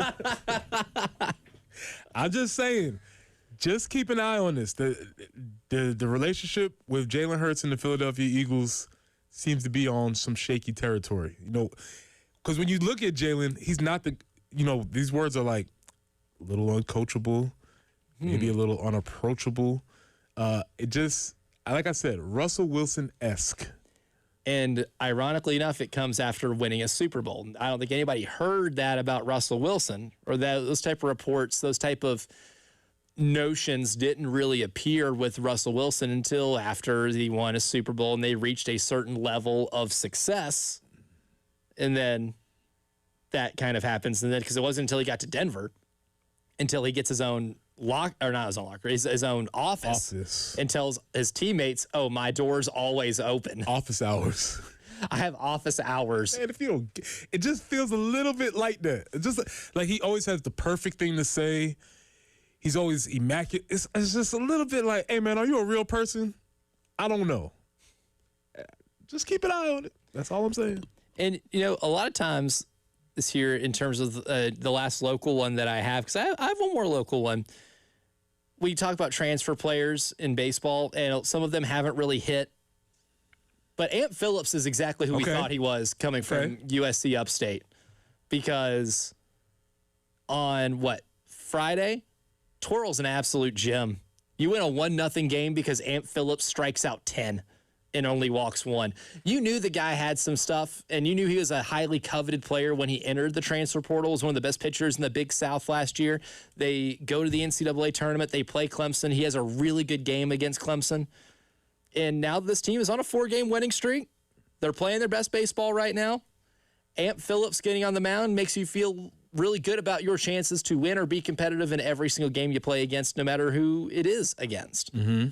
Ant Phillips definitely as advertised. And I think that game that he pitched against Missouri en route to the first SEC sweep you've had in a hot minute, I think kind of attests to that. I think it's a big reason why you're able to have the good feels you did over the weekend, was because Ant Phillips, I think, is exactly who you thought he was. That makes a lot of sense. That makes a lot of sense, especially when you have brought him in to do those things, and when you don't know about guys. Baseball's a little bit different as far as the levels are concerned. Right. So you don't be like, because a lot of times if we were thinking football, he's like, oh, he came from an equivalent of USC Upstate. You'd be like, I don't know about that, but that's not how baseball works. Because dudes can sling it wherever. Right. So that's always the thing. So yeah. Going back, I didn't get a chance to address this yesterday, and I'm putting another pin in this one. This is maybe future predictions. Okay. Because from yesterday's, from the coaching article, I didn't get a chance to big up my guy, Kyle Whittingham. And That's your dude. I'm thinking he's going to be exactly who I think he is at Michigan.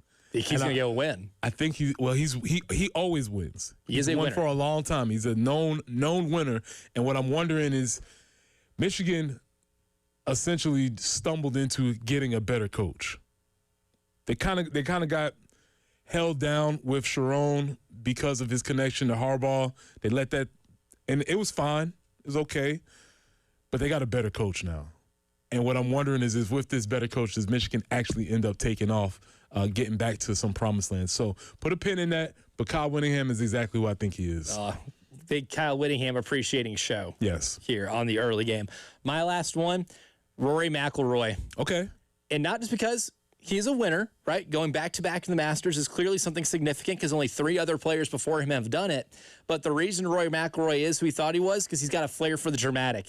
Whether it's completely blowing it over a decade ago at the Masters, last year, kind of stumbling down the stretch in the back 9 to get to that playoff hole against Justin Rose, and then this year, stumbling on moving day on Saturday in the Masters to turn the biggest lead in the history of the Masters on Friday into a match or a round on Sunday that was competitive all the way throughout.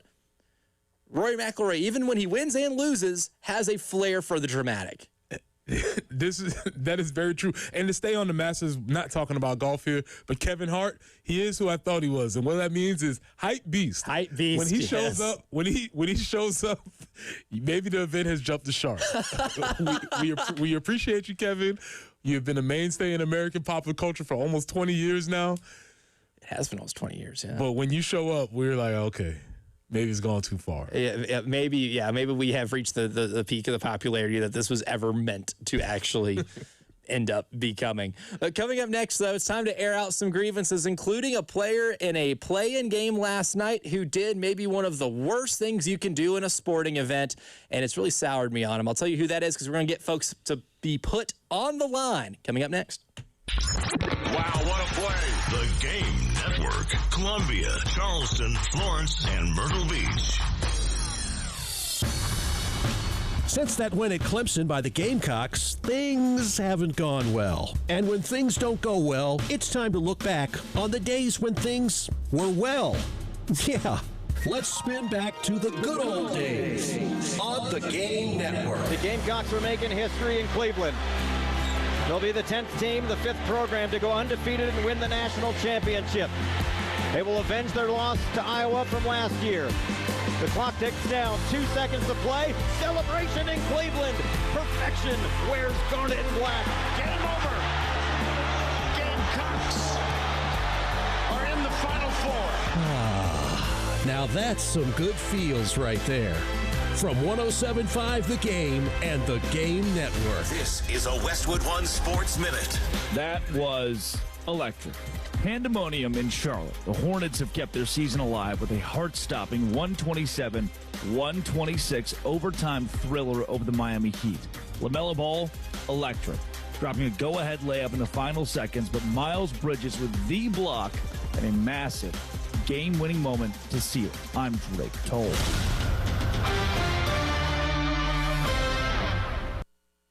Legendary doesn't happen by chance. It happens because it's what BetMGM does. Sign up for BetMGM using bonus code KOSTOS, KOSTOS, and you could receive up to $1,500 back in bonus bets if you don't win your first bet. Get into hockey, basketball, and more of your favorite sports with same-game parlays, live betting, and more. BetMGM. Make it legendary. BetMGM and GameSense remind you to play responsibly. See BetMGM.com for terms. Must be 21 years of age or older. This specific promotional offer is not available in Michigan, Mississippi, New Jersey, New York, Nevada, Ontario, Pennsylvania, Puerto Rico, or West Virginia. Gambling problem? Call 1-800-GAMBLER or 1-800-MY-RESET. Available in the U.S. For New York, call 877-8-HOPE-NY or text HOPE-NY 467-369. For Massachusetts, 1-800-327-5050. For Iowa, 1-800-BETS-OFF. For Puerto Rico, 1-800-981-0023. First bet offer for new customers only. Subject to eligibility requirements. Rewards or non-withdrawable bonus bets that expire in 7 days. In partnership with Kansas Crossing Casino and Hotel. Ready to order? Yes. We're earning unlimited 3% cash back on dining and entertainment with the Capital One Saver Card, so let's just get one of everything. Everything? Fire everything. The Capital One Saver Card is at table 27, and they're earning unlimited 3% cash back. Yes, Chef! This is so nice. Had a feeling you'd want 3% cash back on dessert. Ooh, tiramisu. Earn unlimited 3% cash back on dining and entertainment with the Capital One Saver Card. Capital One, what's in your wallet? Terms apply. See CapitalOne.com for details. You know the rush when you reach that goal, when something you've worked for pays off. That's success. At University of Maryland Global Campus, we believe you should never stop chasing it. That's why we offer a skills-based education that helps move your career forward. Learn how to apply emerging technologies like AI and data science. Build your leadership and critical thinking skills. Apply now and save with no application fee. Classes start May 13th. Learn more at umgc.edu. Certified to operate in Virginia by SCHEV. Life matters. In Gloucester, Massachusetts, there's a statue of a ship's captain resolutely staring down a storm and keeping his ship on course. Long ago, an old pastor in a seaport town said a salty old sea dog of a captain, probably like the one portrayed by the statue, had once told him, in fierce storms, you must put the ship in the right position and then hold her there. You can't let fear, wind, waves, or the darkness of night keep you from staying on course. I understand why the good citizens honored that ship's captain. He reminded us of what must be done when life gets stormy. We set our life in the right position, and we keep it there. That's what St. Paul did when he wrote these words, I know whom I have believed, and I am absolutely certain that he is able to care for everything I give unto his care. This is Pastor Stephen Chitty. Remember, friend, life matters, and so do you. The Early Game. With former Gamecock Preston Thorne, Elijah Campbell, and Jen Jensen. On the Game Network, 107.5 Game app, and the Game TV radio on YouTube. Hey, let's just go and get on the line right now, man. My patience is running thin. You're all running out of time. You was late to my practice, sir? Everybody on the line. Oh, man. It's time to air out grievances. Time to put some folks on the line. And there are a couple of really good candidates this week, Preston Thorne. But I got to start with something that happened last night. Okay. NBA playing. I'm locked in because, A, the Hornets are fun to watch, right? It's the closest NBA team we have here, so I've kind of taken a little bit of a liking to the franchise. And because of the growth they made, going from 19 wins to 44 is a massive jump. And again, they're fun in the process. My thing is always, the show, if we have, slogans, it's if you're not going to be good, be fun. Mm-hmm. And the Hornets found a way to do both. Mike White, all-hair team, first team? Oh, yeah, Kobe White, all-hair. Kobe White, yeah. First, 100%. First hair team? Oh, it was looking luscious. That was great. He had to go. My man's got it. And a good beard, too. He's awesome. It's a beard-hair combo. It's nice. And also, picked him up with a trade deadline this year. It's nice. That trade deadline acquisition saved their season. It's nice. But before that, before Kobe White's miraculous shot with less than 10 seconds left to tie the game up, before all the craziness in overtime, we're early in the second quarter. Bam Adebayo and LaMelo Ball are battling for a rebound. Bam gets the rebound. LaMelo Ball ends up on the ground. Bam makes a pass. Next thing you know, it's 5-on-4. And the camera pans over to Bam Adebayo, who is writhing in pain on the ground. Certainly in a significant amount of pain on his back. And then they show the replay. And you see how he ended up on the ground. And it's because LaMelo Ball takes his hand on the back of Bam Adebayo's leg and sweeps the leg. He does he does the Karate Kid. He sweeps the leg. Sweep the leg. Takes his legs out from under him. Bam falls. He gets hurt. He does not return for the rest of the game. It's tough. That's ridiculous. Yeah, like I said, I was missing a plot point. I was like, what? Where's Bam? So I missed that point. And you can't tell me that there wasn't intent to injure in some way. Because it wasn't like LaMelo Ball needed Bam Adebayo's leg to get up. Because once he swept the leg, he used that hand to prop himself back up and run down on the other end of the floor. He took out the other team's best player.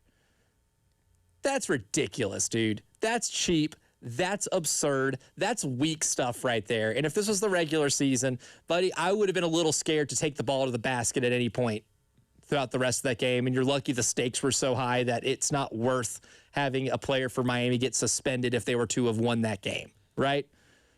Because you resorted to trying to take out the other team's best player when you just absolutely didn't have to do that at all. Eric Spoelstra is right to be mad and say that he should have been kicked out of the game because he should have.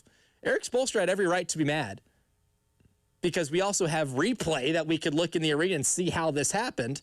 Yeah, I would be mad too. So LaMelo Ball, get on the line.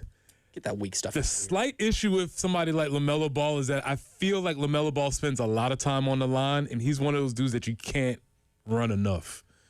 Like it doesn't affect him. He's the dude that when the rest of the team is running and they're tired and you're running because of him, he's not tired. So it's not actually punishment for him. He's mentally baked in the amount of running he has to do this week. He's used to being on the line. We could have put LaMelo on the line several times this year, right? Should we have started with putting his dad on the line? Well, never lost. Oh, if we had done this show a decade ago, we would have had a field day with that. Would have had a field day. We could have put him on the line. LaMelo, that's the problem with those types of players because he lives on the line. And it's like, what are we going to run him again? He's like, all right. The kid in class that won't stop talking and everybody else gets in trouble and he just keeps talking. And it's like, dude, stop. I'm tired of getting extra homework. Because of you. That being said, we're going back to the Masters. And Sergio, come here. Ah, yes. Sergio, what are you doing, man? Sergio, you are too old for this. Sergio, you are a veteran. Sergio, you are only here because you have won this before. You know the protocol. You've been here before. So why are you acting like a petulant child on the course? That is not becoming of somebody who has worn the green jacket. And the thing that really gets me is that his quote was, Sometimes it happens. No. Damaging other people's property shouldn't be something that just happens. It doesn't just have to happen. And, oh, yeah, you've done this before. Yeah. So it's happened before with you. I would love to get a hold of his caddy because his caddy is from the Augusta area. I think it would be very fun to see if we couldn't talk to them and find out more about his temper. Sergio, we do not appreciate that. We don't condone that. And for that, get on the line. Weak stuff. Sometimes it just happens. Well, it shouldn't. You're a grown man. Okay. Control your emotions. You're not a child anymore. The early game, third and long hour coming up next. Talking about the big 8-6 win over Davidson on the Diamond. We'll do that next. Broadcasting live from the Herndon Chevrolet studio. Herndon Chevrolet is your hometown dealer. Stop by today or shop online 24/7 at HerndonChevy.com. Sponsored by Lowe's. Springfest is back at Lowe's. Shop select bags of decorative rock, 2 for $12, and select one-pint annuals for $2.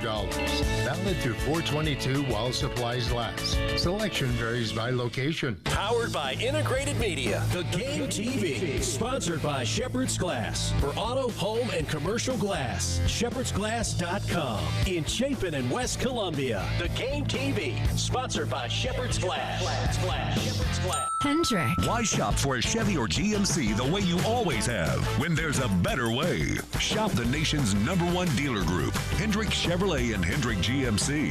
Thousands of car buyers across Columbia have switched to Hendrick for a larger selection, better pricing, and an easier buying experience. Plus, buy now but make no payments for 3 months. You don't have to shop the old way anymore. Experience the Hendrick difference. With approved credit, see dealer for details. Sponsored by Progressive Insurance. Progressive can help you protect your home, auto, boat, motorcycle, ATV, and RV, and more. And if something wasn't mentioned that you had in mind, find out if it can be covered at Progressive.com or 1-800-PROGRESSIVE, because it probably can be. This is Larry Leitner, owner and founder of Midstate Roofing, and for nearly 30 years, we've continued to be the proven leader in the roofing and waterproofing industry. Midstate Roofing's proven history is your assurance that our professionals at Midstate Roofing will provide the proper advice, service, and results to the needs of your facility in a manner both safe and pleasing to your operation. From high-rise to hospitals, manufacturing to industrial, Midstate Roofing designs and installs bonded systems with a protective guarantee that will keep your operation dry and running long into the future. 24 hours a day, 7 days a week. And this is Blake Leitner, reminding you to protect that roof with a maintenance contract. Call me today at 803-356-1919 or online at midstateroofing.com. That's midstateroofing.com. You'll speak to an on-call technician after hours or a Midstate Roofing staff member during hours at 803-356-1919 or online at midstateroofing.com. And as always, tell them Midstate Twins. If you have a leak, let Midstate Roofing take a peek. Full Send Golf. You guys know how much I really love golf, and I think every week would be dope to post on the Golf Channel. I want to get a lot of guests on here. Salim's going to take lead. I'm down to be in it. It's not really work to play golf. Join the party on the golf course. I was like, let's go to the range. So what are we putting on it? We said 10K, right? 10K? All right. We probably bet more than all the other golf channels, right? 10K, 9 holes. Those guys bet for like cookies. I feel like I'm going to shank it. This guy's been training like a Navy SEAL when it comes to golf. I'm very excited. You excited? Yeah. Full Send Golf. Follow and listen on your favorite platform. Start your spring cleaning with Zerorez. Get 3 rooms of carpet cleaned for $109 plus a free hallway. No soap, no residue, no harsh chemicals, just a deeper clean that lasts. Plus, now you can also take $100 off air duct cleaning and breathe cleaner air. Visit ZerorezColumbia.com. It's the Game Network Traffic Report from the Schroeder's Towing Traffic Center. Broken down and need a tow or even free signage for your lot? Dial pound 250 and use keyword tow truck today.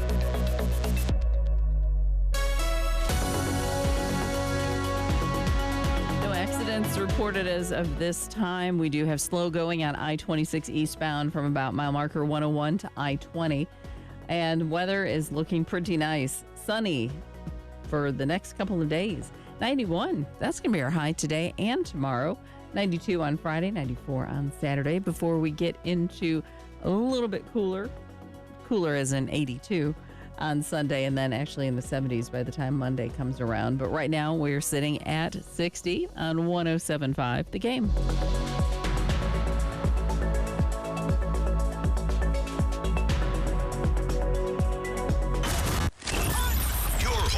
Gamecocks. 107.5 The Game. WNKT Eastover,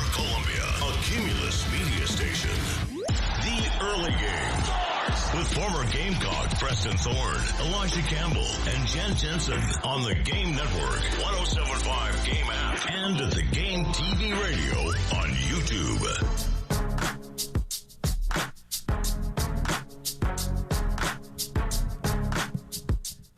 The early game third and long hour starts right now. I'm Elijah Campbell. He's Preston Thorne. She's Jen Jensen. My man Thomas is in the video production room here at Studio 803, taking care of the video side of things, which of course you can always see us at at the Game TV radio. That's the name of the YouTube channel, or again, you just search 107.5 The Game. It's going to pop up pretty quickly.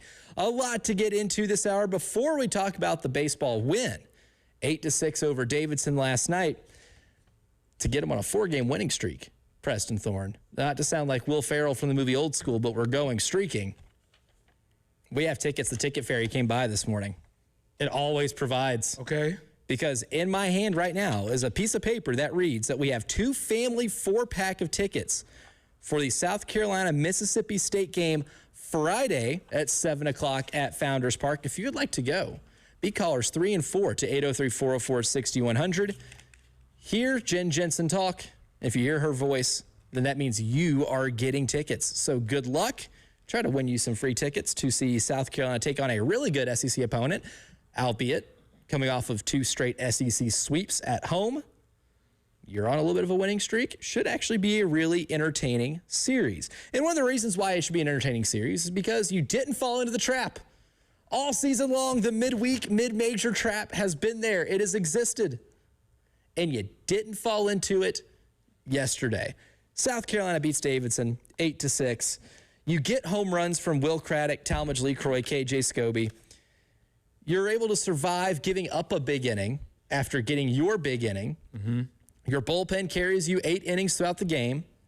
And then you get some clutch hits, some RBI from Tyler Bach, Talmadge LeCroy again, who had a really fantastic day at the plate, and Luke Uhas, and you're able to pull out a victory for the 4th straight win that you have. Yes, I understand those 4 straight wins come against Missouri and Davidson. But, and we've said this a lot, given the year that you've had, you've really started to salvage something. You're back to 500 for the first time in almost a month.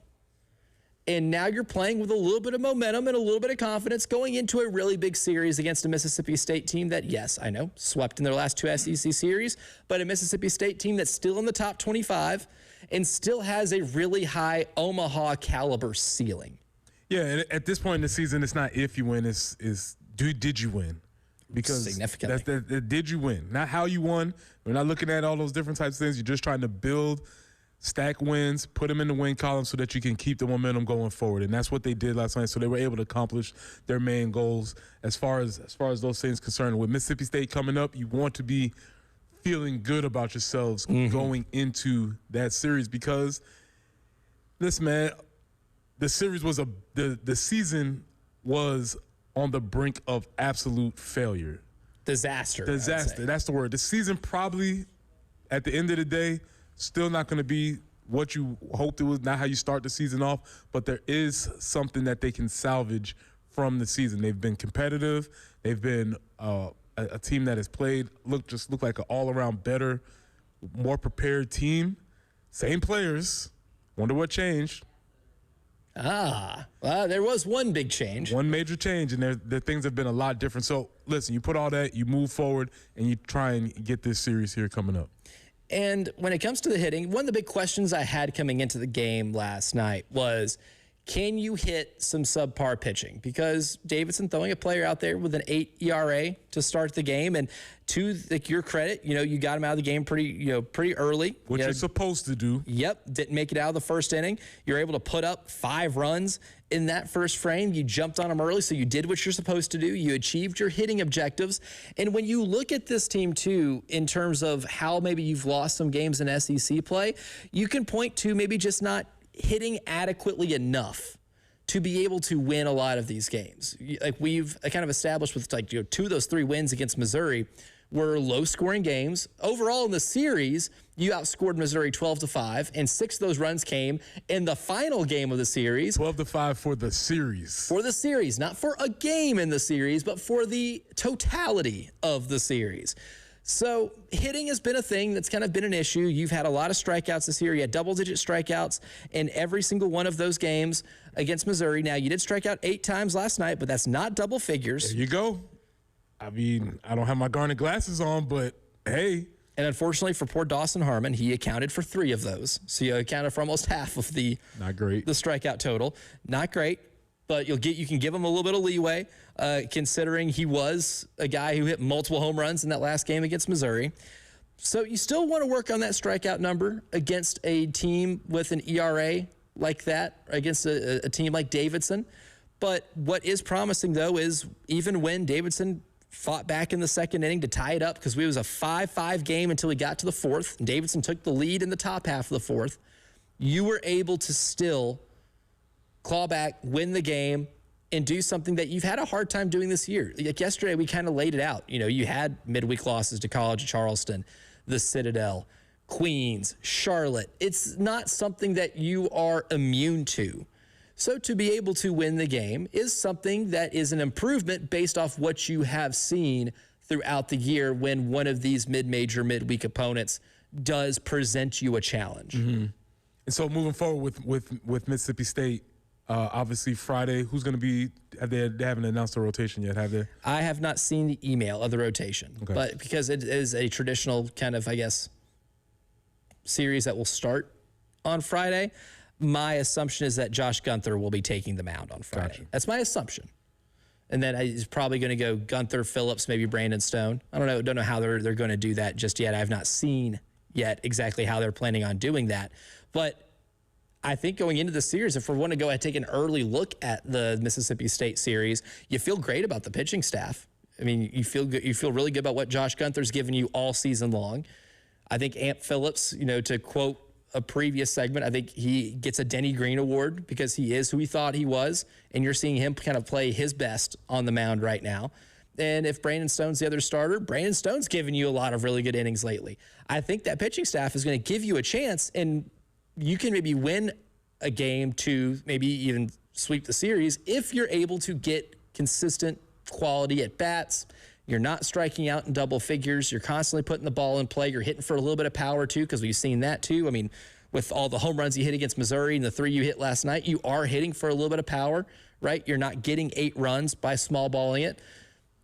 Then I like your chances of making this a really interesting series. And when it's come to talking about SEC series against teams of the best teams in the league, I have not gotten a chance to describe any of these going into it as a potentially interesting series. One of the notes that I jotted down from the array of statistics that they have available to us, but I thought this was interesting, is that last night they were 3 for 3 with runners on third base and less than 2 outs. Love that. 3 for 3. Right? Yes. So every time they were presented with that opportunity to get a hit when you needed to score a run, when you should score a run, they were able to do that last night. Maybe that's something that carries on. Maybe that's something that you build on. Maybe with the idea of striking out less, putting the ball in play, putting pressure on the defense. Maybe that's something you can build on. But for last night, they were in that very small window of opportunity. They were perfect. Mm-hmm. And that's something you want to continue. It's not necessarily hitting with Riz, if you will, but hitting with RISP. Runners in scoring position. I like it. And that has been something that this team just hasn't necessarily done well the last 2 years. You got the RISP. Yes, hit with RISP. Who got that RISP? That's what we need. That's what we're looking for moving forward. Which one of you in the line is going to hit with some RISP tonight? Mm-hmm. And you know what? When you do go 3 for 3 in that exact same scenario, and you are hitting well with runners in scoring position, and you're not stranding runners, it avoids us having to have the same kind of conversations that we've had, at certain points this year, a lot of the season last year, where you do maybe collect a good amount of hits throughout the course of a game that would lend you to believe that that's good enough to win. But when you strand those runners and you don't actually bring them home, that's how you end up maybe losing tight ball games. But I think we have seen an improvement, at least, with hitting with runners in scoring position or just hitting with runners on base and seeing a number of stranded runners go down enough to where this is turning into wins. I think we could have pointed to that for a lot of losses that this team has had in the last 2 years, that you can point to, you didn't hit well with runners in scoring position. If you just hit better in those situations, if your situational hitting's a little bit better, you're turning that loss into a win. And I think within this 4-game winning streak, you're seeing a little bit, especially the last 2 games specifically, you're seeing more proof of concept in that regard. Yeah, and that's all you want to see. You just want to see it continuing to build on each other. Yeah, and there's certainly a great chance to do that against Mississippi State. My one concern, I guess, from last night, too, unfortunately, Riley Goodman, I was really intrigued to see how he would pitch in a starting role for the first time in a month, and he didn't make it out of the second inning. He only pitched the first inning. He gave up 4 earned runs, gave up, 5 hits, only struck out 1, didn't walk anybody, didn't hit any batters, but got tattooed pretty early in the game and got pulled. And then after that, the bullpen comes in and they give you 8 innings of work. They only give up 4 hits in those 8 innings.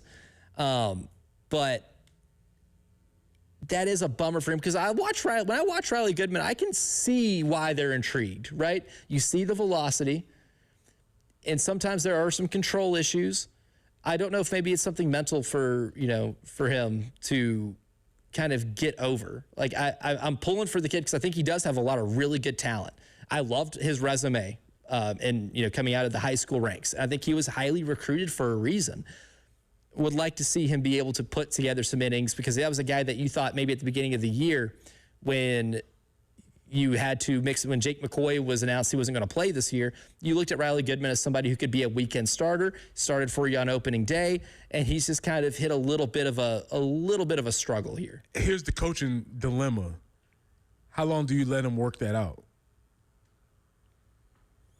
I think maybe putting him in a midweek role or putting him out of the bullpen in midweek games. With a quick hook?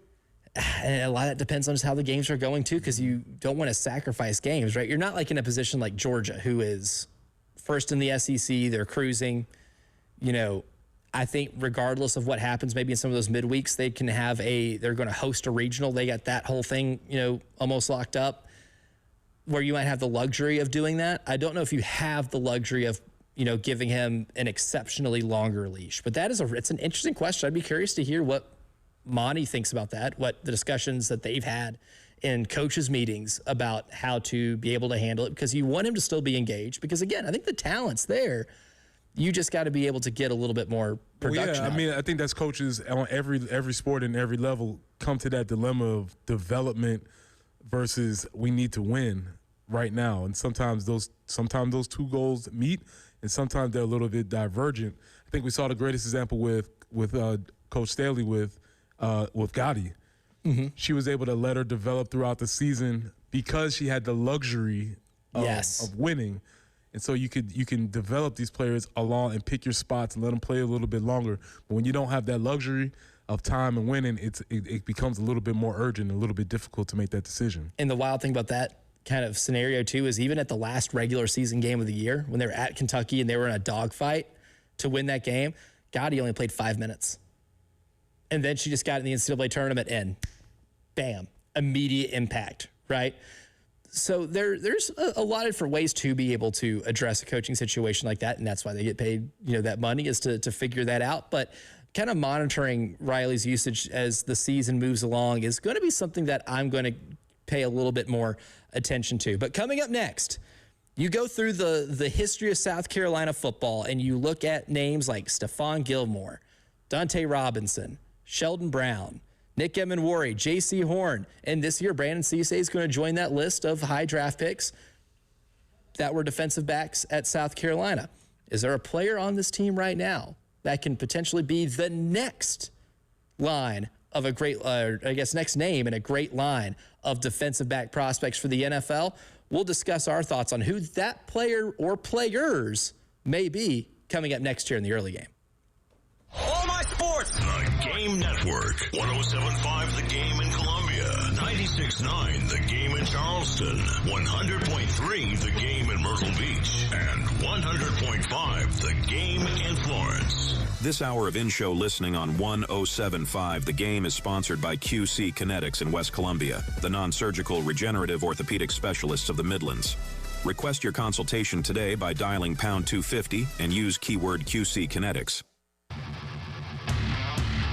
Broadcasting live from the Herndon Chevrolet studio. Herndon Chevrolet is your hometown dealer. Stop by today or shop online 24/7 at herndonchevy.com.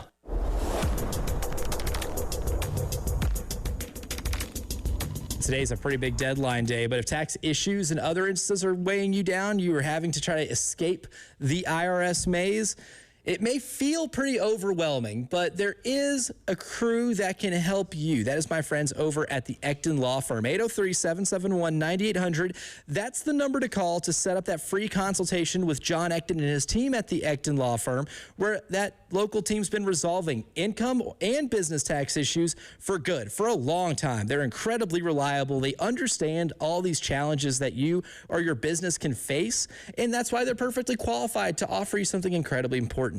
And that is the peace of mind that you know you deserve. Take advantage of their proven local solutions and take that first step today by setting up that consultation at 803-771-9800, or you can always visit them at ectonlawfirm.com. That's ECTONlawfirm.com. Snapshot from Progressive wasn't created for just anybody. Oh no, we made it for you. Smooth accelerators. When that light turns green, you're off. Like a warm knife through firm butter. Going from 0 to the speed limit in an appropriate amount of time. Sure, your car has horsepower, but your horses prance around as silky smooth as your right foot. Fancy Prancerton. With Snapshot, safe drivers like you get personalized rates based on your driving habits. Sign up today at Progressive.com. Progressive Casualty Insurance Company and Affiliates. Snapshot not available in California or from all agents. Finding great candidates to hire can be like, well, trying to find a needle in a haystack, but not with ZipRecruiter. Its powerful technology actively finds and invites qualified candidates to apply to your job. So while other companies might deliver a lot of hay, ZipRecruiter finds you the needle in the haystack. See why 4 out of 5 employers who post a job on ZipRecruiter get a quality candidate within the first day. Try ZipRecruiter for free at ZipRecruiter.com/free. That's ZipRecruiter.com/free. ZipRecruiter. Plus tax and title with approved credit. Call 866-243-4623 for details. Holy cow! JT's Jeep Ram has new Grand Cherokees from $29,990. How about $5,000 more for your trade? 0% for 72 months. A 1,000,000-mile warranty on every new JT's vehicle. Even if your credit's a little cockeyed, JT will get you approved and save you money too. Drive a new Grand Cherokee for $29,990 with a 1,000,000-mile warranty. JT's Jeep Ram 378 Lexington or Greystone Boulevard. Declaration of Deal Sales Event. The one and only Monster Jam. Big air, backflips, and all-out racing. See the world's best drivers tear up the dirt in your favorite Monster Jam trucks. The fun begins at the pit party, where you can meet the drivers, get autographs, take pictures, and see the trucks up close. Must have valid event ticket to enter pit party. Restrictions may apply. Rules and activities are subject to change. Visit website for event details. Coming to Colonial Life Arena this weekend. The Gant family with Pioneer Tree Service has been taking care of trees in Columbia and surrounding areas for over 48 years. Pioneer Tree Service provides tree and shrub removal, pruning and thinning, tree planting, cabling and bracing, raising tree canopies, stump grinding and removal, storm damage services, property cleaning and grading, right-of-way maintenance, and more. They also provide 24-hour emergency tree removal. They can also handle the removal of diseased and dead trees before an emergency happens. Call them today for a free estimate. 803-794-8253. The Gant family and their team at Pioneer Tree Service can be trusted to provide professional and quality tree services with affordable pricing for residential or commercial jobs. Ashton Smith called Pioneer Tree Service and said they came when she was leaving for work, and when she got home, the tree was gone as if it was never there. She was so impressed with Pioneer Tree Service, she will definitely use them again. Here's one of the Gant girls, Madison Gant. Call us today for a free estimate at 803-794-8253 or check us out online at pioneertreesc.com. It's the Game Network Traffic Report from the Schroeder's Towing Traffic Center. Broken down and need a tow or even free signage for your lot? Dial pound 250 and use keyword tow truck today.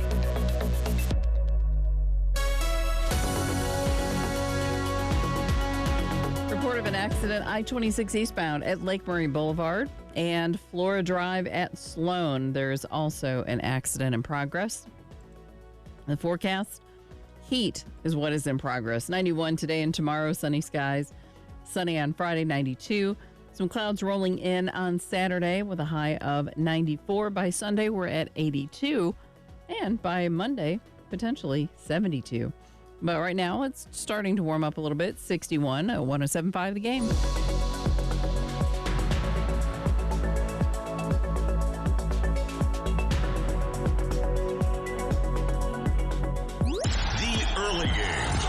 With former Gamecock Preston Thorne, Elijah Campbell, and Jen Jensen on the Game Network, 107.5 Game app, and at the Game TV radio on YouTube.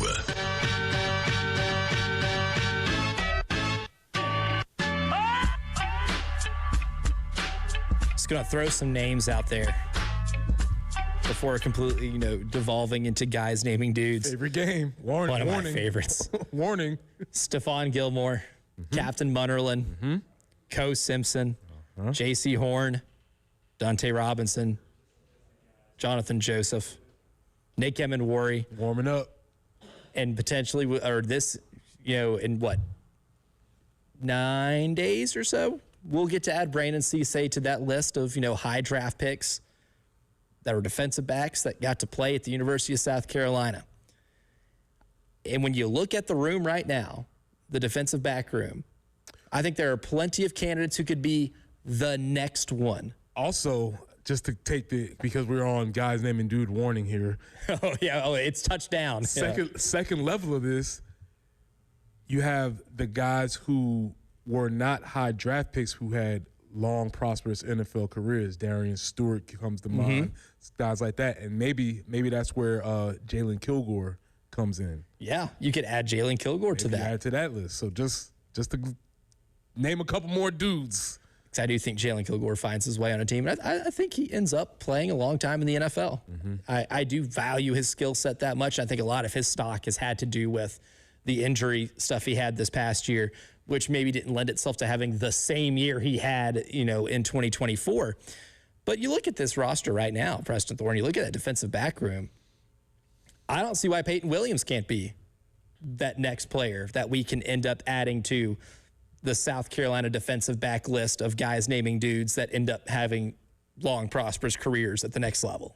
Peyton Williams could be, but also we talked about Peyton Williams in a lot of detail in the 6 o'clock hour because he got the Defensive Player of the Spring Award. Thought that was something that was extremely encouraging. He's been able to play, fill in, adapt to several roles, and now that he's been in the program, he's going to sort of take on two roles at once, I think. He's going to have to take on the role of Nick Emenwari, kind of being the guy back there at safety. But also, why am I blanking on the quarterback? He played safety. He was here for a long time from Spring Valley. Oh, DQ Smith. DQ Smith, as in being the quarterback of the secondary also. Yes. He's going to have to take on a sort of a combo of this role. And I think showing what he did in the spring gives me the impression that he's ready to take that step. Being the brain trust of the defense and just using some anecdotal evidence here to kind of support that. Like one of the most impressive things that happened in that LSU game for that defense, which played a really good game, right? I think one of the accelerators of LSU wanting to fire Brian Kelly because of that offense was what South Carolina's defense did to him. And Peyton Williams picks off Garrett Nussmeier in the end zone. After the game, he's in the press conference and he talks about how he recognized the formation. They know what they did the previous year when they got in the red zone. They used that play a lot to be able to get, a slant across the middle and get Kyron Lacey open for touchdowns. Peyton Williams said he recognized it, was able to jump the route, jump the pass, and, got the interception. And that kind of gave you a glimpse into how Peyton Williams' football brain works. And I think that's maybe one of his best assets. He's got clearly the physical tools that can make him a really good defensive back at the collegiate and potentially the NFL level. But I think when you have that maybe advanced understanding of scouting the other offense, recognizing what's going to happen before it happens and being able to anticipate, that is a next level skill. And that was really one of the first times where I thought, oh, this guy can maybe do this at the next level pretty well. Yeah, because, and again, the thing is about the guy that's playing free safety or the brain trust of the whole secondary, it's not the plays that he makes oftentimes, it's the plays that he avoids. Yes, the plays that don't happen. Much like an air traffic controller, like how many things do we avoid that we never know were problems, but because they're so good at their jobs, we just get off the plane like nothing happened. And that's the same thing that happens with these secondaries, because what you don't see with these secondaries over the time that Torian Gray's been here, you don't see a bunch of dudes pointing at each other. No. You know, you don't see a bunch of, I thought it was you. I thought we were in zone, man, and the ball's flying over our head. They might get beat. Yeah. Which is fine. That happens in football. You don't see a lot of miscommunications or dudes running wide open because somebody's blown a coverage. And that's the job that he has to take on, and it is extremely important for a secondary. It kind of reminds me of that Old Dominion game, the first game of the 24 season, where Old Dominion did hit a long pass play where you saw that, but you did not see that again for the rest of the season, right? And I think that is a big credit to Torian Gray. I think he does prepare these guys so well. It's one of the reasons why he's one of the best defensive back coaches that you'll find in the sport, is because they learn from a lot of those mistakes. They don't repeat them. And I think he's gotten to where he gets his players so prepared for games, and they are kind of mentally advanced in that respect, because you've had those guys over the last few years that have been kind of the quote-unquote quarterbacks of the defense that have helped you out a lot to be able to kind of hold other offenses in check. So the guy that I'm interested in talking about really quickly is somebody that I think falls directly in line, and maybe a pipeline thing that South Carolina can start to develop. In-state guys who lose their way but come back home, i.e. Brandon Cisse and Quay Scott, right? Yep, Quay Scott is definitely one of those. I mean, potentially, I guess you kind of agree with your nickel cornerback this year. You know, the transfer from Kentucky, starts his career in Kentucky. He's back here now. I think he's going to be an instant impact player right away. I think you brought him in for that kind of role, and he played it really well at the SEC level. So there's no reason to think that he can't do that well at this level. And you saw, again, with Brandon Cisse, where he was good. He was a highly coveted recruit from the transfer portal when he entered out of NC State. But he took that profile from going to coveted portal player to now coveted NFL prospect, where he's potentially a first rounder. It depends on, I guess, the mock that you find. If you see him maybe in the late first, early second. I've seen some, like Mel Kiper had him as high as, the Kansas City Chiefs, the pick that they got from the Rams. So late in the first round. I've seen Seattle with pick 32. You kind of see it in different spots, but because of the year that he had at South Carolina, I think that did kind of elevate his stock a little bit. Because I don't know if he would have been, thought of that as a first-round guy, maybe at NC State. Question I would ask for Quay. This does not have to be on the record, and he can just tell it to you quietly. The difference between playing for Mark Stoops and Shane. Oh, buddy. I would love to know. I would love to know. Just on a daily basis, like, man, going into the Mark Stoops meeting every day. Oh my gosh. Mark Stoops just not one that sparks energy to me. But also, as I was coming to that thought, I'm thinking, hey, if you get approved by Mark Stoops, I gotta take you. I gotta take that. That means a lot. Yeah, good evaluator. I'll take it. Yeah, a good evaluator, solid coach. Hard to win that many games like he's had. I don't know how many other coaches are going to come into Kentucky and have 10-win seasons. Probably. Well, we'll see. We'll see. We'll see. We'll see. We'll put it firmly on that. I just would like to know, like, if Quay's like, wow, this is how life can actually be. This is amazing. A coach with a personality. This is crazy. What a switch up. What a remarkable switch up. And before we get out of here, too, I do want to kind of mention Jazavian Currents as a player that, even if it's not this year, because, again, I got 5 dudes written down that can fit this mold. Because we discussed Peyton Williams, we discussed Quay Scott, but we didn't get to mention Vakari Swain or Judge Collier, who I thought Collier was going to have a really good breakout season last year. And he was solid. He had some injury things, too. But I still think Judge Collier can fit that mold. And then Jazavian Currents with his athletic skill set and how dominant he was at the high school level, even when he had to play quarterback, I could certainly see him end up being, in 3 years, a guy that also throws his name into that long lineage of dudes who became solid NFL corners. Long lineage of Rock Hill dudes who become NFL corners. Oh, because you were naming off names during, a commercial break, and I threw out another name. You're like, oh, no, he wasn't from Rock Hill. And I was like, oh, you're just naming Rock Hill guys. just strictly Rock Hill dudes. Football Town, USA, Rock Hill, South Carolina has a certain claim to that if they really wanted to push for it. But coming up next, we'll get to Rocky on the Firehouse on 6 line, the AAA Heating Air phone line. So Rocky, hold on for us. But we'll also do the early game third long hour goes deep, because this week we're talking about the art of team building, and today we'll talk about the future and importance of high school recruiting. That's next here on the early game. Wow, what a play. The Game Network. Columbia, Charleston, Florence, and Myrtle Beach. Powered by Integrated Media. The Game TV. Sponsored by Shepherd's Glass. For auto, home, and commercial glass. ShepherdsGlass.com. In Chapin and West Columbia. The Game TV. Sponsored by Shepherd's Glass. Shepherd's Glass.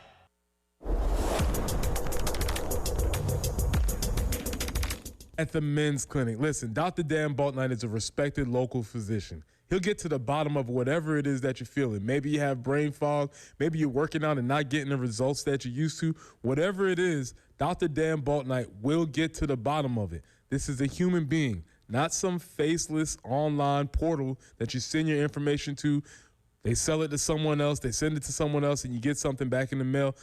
Dr. Dan Baltnight takes you through your trials. He gives you an initial consultation, absolutely free, and you'll get your T levels checked. So listen, you have nothing else to lose, everything to gain at the men's clinic, where you'll find a non-threatening, comfortable environment where your concerns will be welcome. Many guys don't want to go to the doctor, but Dr. Dan Baltnight will take care of you. So don't wait.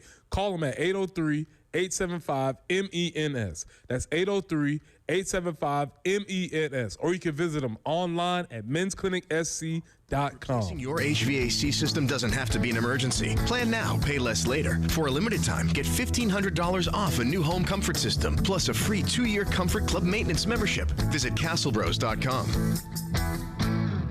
Plus tax, tags, and title with approved credit. Call 866-243-4623 for details. Holy cow! JT's Jeep Ram has new Grand Cherokees from $29,990. How about $5,000 more for your trade? 0% for 72 months. A 1,000,000-mile warranty on every new JT's vehicle. Even if your credit's a little cockeyed, JT will get you approved and save you money too. Drive a new Grand Cherokee for $29,990 with a 1,000,000-mile warranty. JT's Jeep Ram, 378 Lexington or Greystone Boulevard. Declaration of Deal Sales Event. This is Larry Leitner, owner and founder of Midstate Roofing, and for nearly 30 years, we've continued to be the proven leader in the roofing and waterproofing industry. Midstate Roofing's proven history is your assurance that our professionals at Midstate Roofing will provide the proper advice, service, and results to the needs of your facility in a manner both safe and pleasing to your operation. From high-rise to hospitals, manufacturing to industrial, Midstate Roofing designs and installs bonded systems with a protective guarantee that will keep your operation dry and running long into the future. 24 hours a day, 7 days a week. And this is Blake Leitner, reminding you to protect that roof with a maintenance contract. Call me today at 803-356-1919 or online at midstateroofing.com.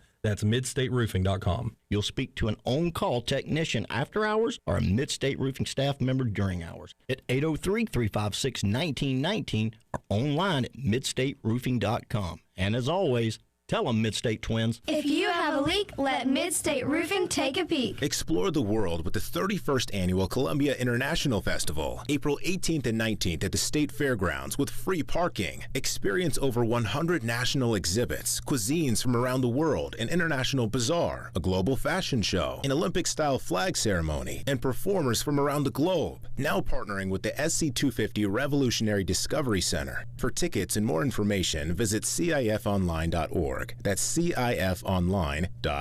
Gamecock fans, are you ready? This is your shot to meet the future of South Carolina football. QB1, Lenora Sellers, live Saturday, May 2nd, 11 to 12:30, only at Gamecock Traditions. Tickets, just $10. That's right, $10 gets you an autograph and $10 off your gear. But listen up, only 250 tickets. No walk-ups, no outside items. When they're gone, they're gone. This will sell out, so don't get left out. Lock in your spot now and meet Lenora Sellers live. Start your spring cleaning with Zero-Res. Get 3 rooms of carpet cleaned for $109 plus a free hallway. No soap, no residue, no harsh chemicals, just a deeper clean that lasts. Plus, now you can also take $100 off air duct cleaning and breathe cleaner air. Visit ZeroResColumbia.com. Powered by Integrated Media. The Game TV. Sponsored by Shepherd's Glass. For auto, home, and commercial glass. ShepherdsGlass.com. In Chapin and West Columbia. The Game TV. Sponsored by Shepherd's Glass. Shepherd's Glass.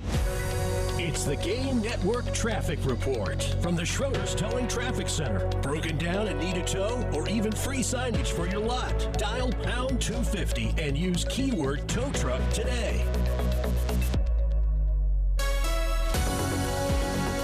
Here's Creek Church Road near Two Notch Road, an accident there. Also, I-26 eastbound at Lake Murray Boulevard, also an accident. Charleston Highway near Pine Ridge Drive and Flora Drive at Sloan still in progress. And we're looking for 91 under sunny skies today and tomorrow, 92 on Friday, 62 currently on 107.5 The Game.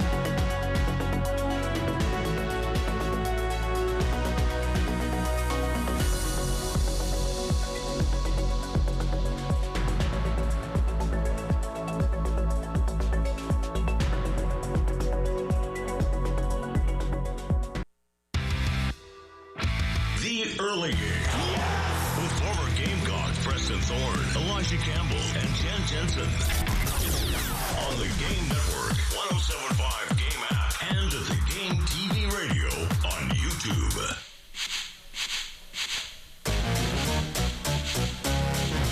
Early Game third and long hour goes deep. We're going to go to the AAA Heating and Air phone lines, 803-404-6100. My man Rocky is on the line, wanting to weigh in. Good morning, Rocky. Welcome back to the Early Game, my friend. Good morning, fellas, and I'm going to give it nerd alert here. I am a stat geek, especially when it comes to the game of baseball, more specifically here for this call, pitching. And you mentioned Josh Gunther, and look, I'm not down on the young man at all because he was pretty darn good early in the season. It just seems like he's been struggling lately, and last night he only pitched 2/3. He got the first two outs, and then he gave up a hit and walked two. He threw 18 pitches and only 7 for strikes, and then they pulled him. Maybe that's because they're planning to start him over the weekend, and just kind of wondering, are your thoughts there, guys, about he just seems to have been scuffling a little bit lately. Maybe finding the strike zone and that kind of thing, because he's proven he can do it early on, because he had a few good outings. Mm-hmm. But I listened to the game. I listened to all of them, and when he came in and they pulled him out, I'm like, gosh, what's going on? You can't. And Riley Goodman. I looked at it. He didn't walk anybody. He just got knocked around. Yeah. Basically. What he did, but anyway, and I really hate to single out, but specifically you mentioned Josh Gunther as a possible starter for Friday night in the rotation, but anyway, that's just kind of my thoughts on that. I wonder, he just seems to be struggling a little bit. You'll know, with the zone, they didn't do too bad throwing. They walked 6 people last night, but they didn't really. It didn't account for anything, pretty much. But nonetheless, that's just my thoughts. And because you were talking about it earlier in your previous segments on that. Yeah, appreciate the call, Rocky. Yeah, and that's what makes pitching kind of hard to evaluate sometimes, because there's so many numbers to be able to do so. And Josh has struggled last night. That's a good stat, in terms of just missing the zone and how many pitches he actually threw that were 4 strikes. And his last couple outings haven't been good. He didn't start in the Missouri series, and he didn't, start the first game of the Texas series where he had been a first night, starter. But I don't know. Sometimes pitchers do go through that where they just get hit around a little bit, or they kind of are missing spots in the zone. And I'm not a great pitching coach. I can evaluate pitching a little bit, based off movement and, velocity, like anybody else can, right? If someone's got a lot of movement on a fastball or that curveball breaks really well, then, we could all point that out, but not necessarily sure what is going on with Josh Gunther. But his last couple outings have been not his best, put it that way. Well, I think the thing that, Rocky, you said, which is interesting, and you can take it as this can be good news or this can be bad news. You didn't walk a lot of people. got knocked around a little bit. You take that how you want to. You can, as a coach, you can take that and spin that the way you want to. That, meaning, hey, if we just hit a couple more spots, we're right where we need to be. We're just a few inches off. Just keep doing what you're doing. We'll be fine. Because I think the biggest thing is that you wanted to eliminate, which they have, is the walks. And so I think if you can stay away from that, you have to believe that eventually baseball will come back around. Like, I can live with that. You know, I think if you're picking things that you can live with, not giving up the freebies is the one you would choose, as opposed to kind of getting knocked around a little bit. So if you're kind of comparing, struggles, I think there's one that you can maybe work with a little bit more than the other. But for the early game, third and long hour, it goes deep. We've been talking about the art of building teams and building rosters in college sports in 2026, because it's a lot different now than it ever has been. And one thing that has changed, it was a quote that, from a long time ago. By a long time, it was like 2 years ago. It's a long time for me. Well, in college athletics, maybe 2 or 3 years is a long. Things have changed. It's like a decade, right? And think about the things that have changed in just 2 or 3 years. But Rick Pitino, would mention that he doesn't like recruiting high school players anymore. He does kind of live through the portal, and he's had success with it because he's getting older players, experienced players. Kurt Signetti is recruiting pretty well at the high school level now, but he's making his gains with Indiana by building through the portal, and so much of roster building is kind of focused on transfer portal now, and it's not because it's novel or it's like a newer element of roster building, but because it's maybe the most impactful. But that makes you want to kind of pose the question, is what type of role does high school recruiting play in all of this now, right? Like, what kind of role does building large high school recruiting classes where they come in as freshmen, knowing that they're not going to, statistically speaking, stay for more than 2 or 3 years, how do you kind of account for that, right? Do you recruit as well as you can at the high school ranks and then try to get supplementary pieces in the portal? Or is it one of those things that's just going to change on a year-to-year basis, and how you just even address that element of it? Yeah, this is a huge question. I think, as I was going through, and especially if we're talking about basketball is concerned, and maybe this is for every sport, if it's an extremely high-level high school recruit, you get them. Mm-hmm. Right? You go and get in. We've seen this pay off dividends in basketball, whether it was Arkansas, UConn. Both of those guys that were led by extremely high-level high school recruits. Yes. I think where the high school recruit changes is for the marginal guys, the guys who are maybe fringe, tweeners, et cetera, which, by the way, is a majority of high school recruiting. For sure. Those guys may have to go a different level, i.e. playing at a lower level, building their games up, and then they get re-recruited once they've developed. But I do still think that if there is a guy who's a guy, then you go and get him. And I think part of the evaluation of if a guy is a guy used to be, hey, we can get him into the program. He's not going to be the guy on day one, but maybe he is, by day 365, and you get a full year. But by that point, too, maybe they decide to go somewhere else. Yep. I think maybe the emphasis in recruiting now maybe for guys who can be instant impact players. Because like the players you mentioned, we used the basketball example. Guys like Darius Acuff, Braylon Mullins, they were starters on day one, right? So it's almost kind of like getting a transfer portal player that you were banking on starting because, they were going to be one and done, so they're going to be gone anyway. But they were instant guys where you don't have to really wait and kind of go through a larger development process than you would with somebody who might have been like a 3-star, that you're just managing minutes. You're trying to get them spots here and there. And then the hope is by 2027 or 2028, they become, larger pieces of the team. And if you look at, I guess, like football and basketball, both those in-between guys outside, the top 35 or 40 in the country. Everybody else, which is majority. Yeah, that might not be instant impact players, especially considering, the older we get in college sports, maybe the harder it is to find freshmen, especially in football, that are really good day one. Like Jeremiah Smith is going to be an exception, not the rule at Ohio State, that wide receiver who was, the day he stepped on campus there, was one of the best wide receivers in America. Yeah, I don't think you're gonna see a lot of that. And maybe when it comes to high school recruiting, you can still maybe try to build towards that if you're good at relaying the message of this is part of a larger process. That means, I guess, the buy-in element has to be a lot bigger and more impactful with these players than it ever has been before, because they just have so many more options available to them. Yeah, and I want to emphasize, I'll come back to this idea that when you sign them as a freshman, statistically they probably won't stay. But for both parties, multi-year contracts are available. Neither side just wants to do it. Right. Because the player doesn't want to lock himself in because what if I blow up? And the coaching staff don't want to lock themselves in because what if he doesn't? Right. And we get him on campus and he's not what we thought he was. Not Anti-Denny Green. Right. So both of them are locked in this one-year things where it's sort of a staring contest to see what happens on the next year. And that's where it is right now. And that's where it makes things a lot more difficult. But coming up next, we'll give you our winners for today's show, brought to you by the Golden Spur, to round out today's early game. All my sports. The Game Network. 107.5 The Game in Columbia. 96.9 The Game in Charleston. 100.3 The Game in Myrtle Beach. And 100.5 The Game in Florence. We have a new way for you to call the AAA Heating and Air phone lines. Just dial pound 250, and when prompted, punch in the keywords, the game. And that's it. Again, pound 250 with the keywords, the game. This is a Westwood One Sports Minute.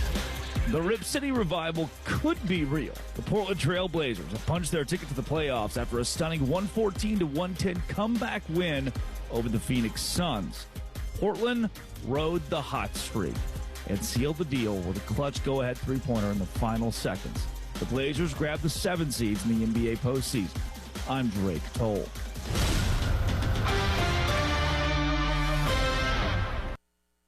Legendary doesn't happen by chance. It happens because it's what BetMGM does. Sign up for BetMGM using bonus code KOSTOS, KOSTOS, and you could receive up to $1,500 back in bonus bets if you don't win your first bet. Get into hockey, basketball, and more of your favorite sports with same-game parlays, live betting, and more. BetMGM. Make it legendary. BetMGM and GameSense remind you to play responsibly. See BetMGM.com for terms. Must be 21 years of age or older. This specific promotional offer is not available in Michigan, Mississippi, New Jersey, New York, Nevada, Ontario, Pennsylvania, Puerto Rico, or West Virginia. Gambling problem? Call 1-800-GAMBLER or 1-800-MY-RESET. Available in the U.S. For New York, call 877-8-HOPE-NY or text HOPE-NY 467-369. For Massachusetts, 1-800-327-5050. For Iowa, 1-800-BETS-OFF. For Puerto Rico, 1-800-981-0023. First bet offer for new customers only. Subject to eligibility requirements. Rewards or non-withdrawable bonus bets that expire in 7 days. In partnership with Kansas Crossing Casino and Hotel. Ready to order? Yes. We're earning unlimited 3% cash back on dining and entertainment with the Capital One Saver Card, so let's just get one of everything. Everything? Fire everything. The Capital One Saver Card is at table 27, and they're earning unlimited 3% cash back. Yes, Chef! This is so nice. Had a feeling you'd want 3% cash back on dessert. Ooh, tiramisu. Earn unlimited 3% cash back on dining and entertainment with the Capital One Saver Card. Capital One, what's in your wallet? Terms apply. See CapitalOne.com for details. You know the rush when you reach that goal, when something you've worked for pays off. That's success. At University of Maryland Global Campus, we believe you should never stop chasing it. That's why we offer a skills-based education that helps move your career forward. Learn how to apply emerging technologies like AI and data science. Build your leadership and critical thinking skills. Apply now and save with no application fee. Classes start May 13th. Learn more at umgc.edu. Certified to operate in Virginia by Chev. It's Deck Days at Lowe's, and the savings are stacked.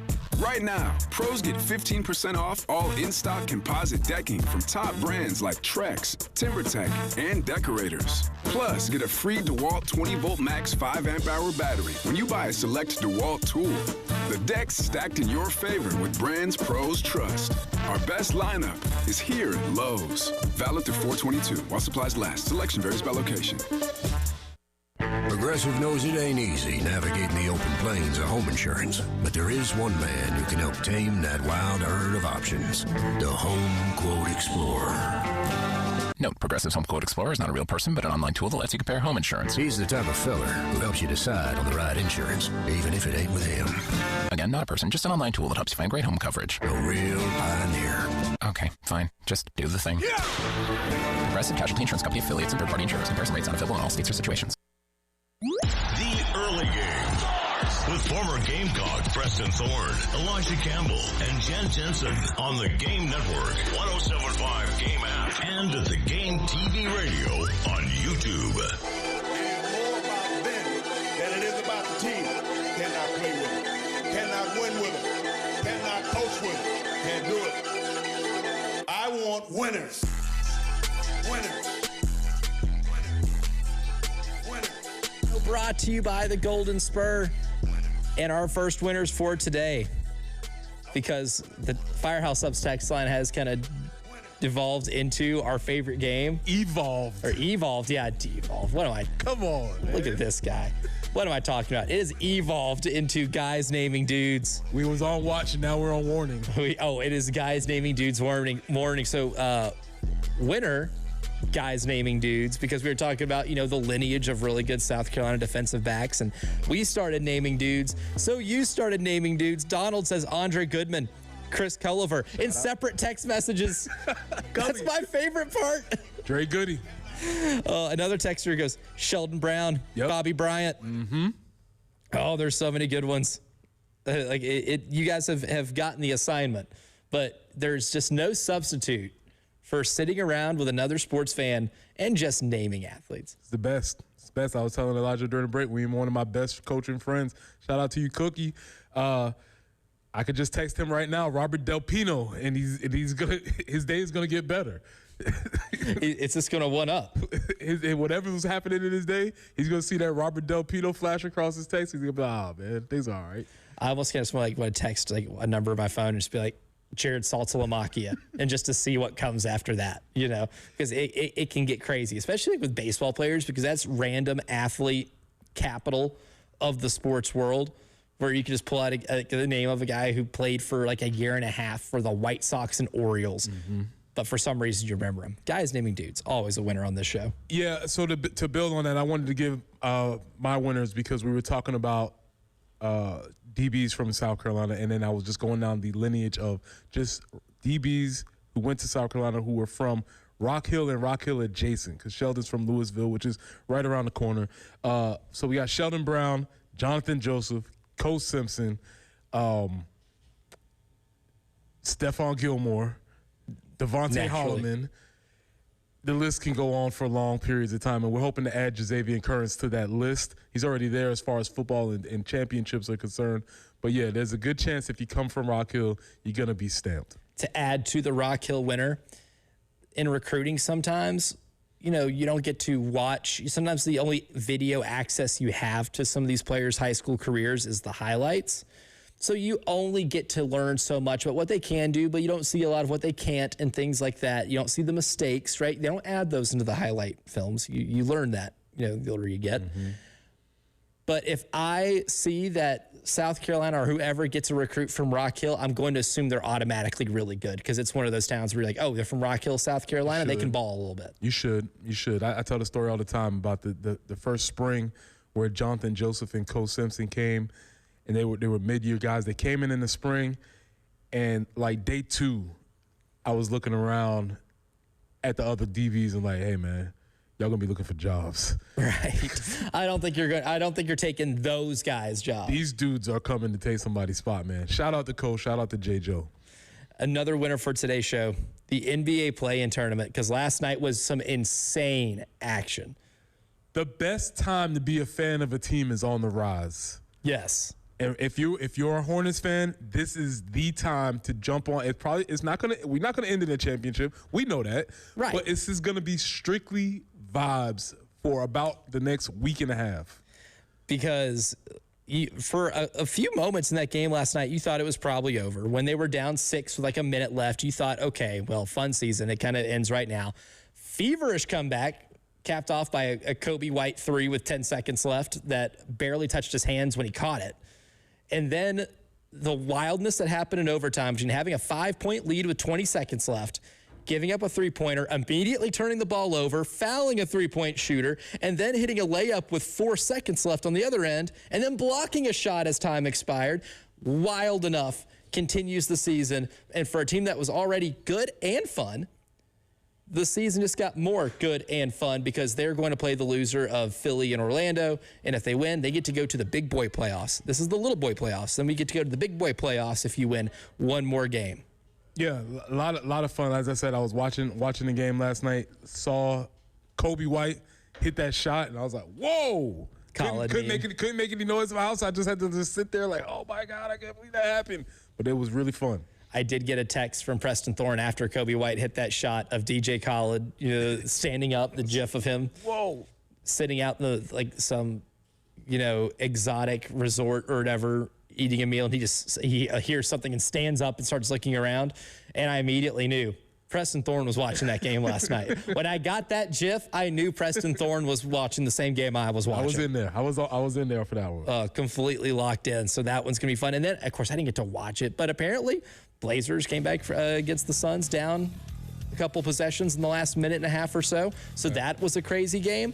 Not every year is it going to be like that. I think the NBA did kind of luck into a year in which the teams that were on the periphery were actually good and entertaining. But as a concept, that's a change they made. I think it's a pretty winning concept. Tyler Head, Jack Veltri, of course, they're winners. They're next. We'll talk to you again tomorrow at 6 a.m. We'll see you then.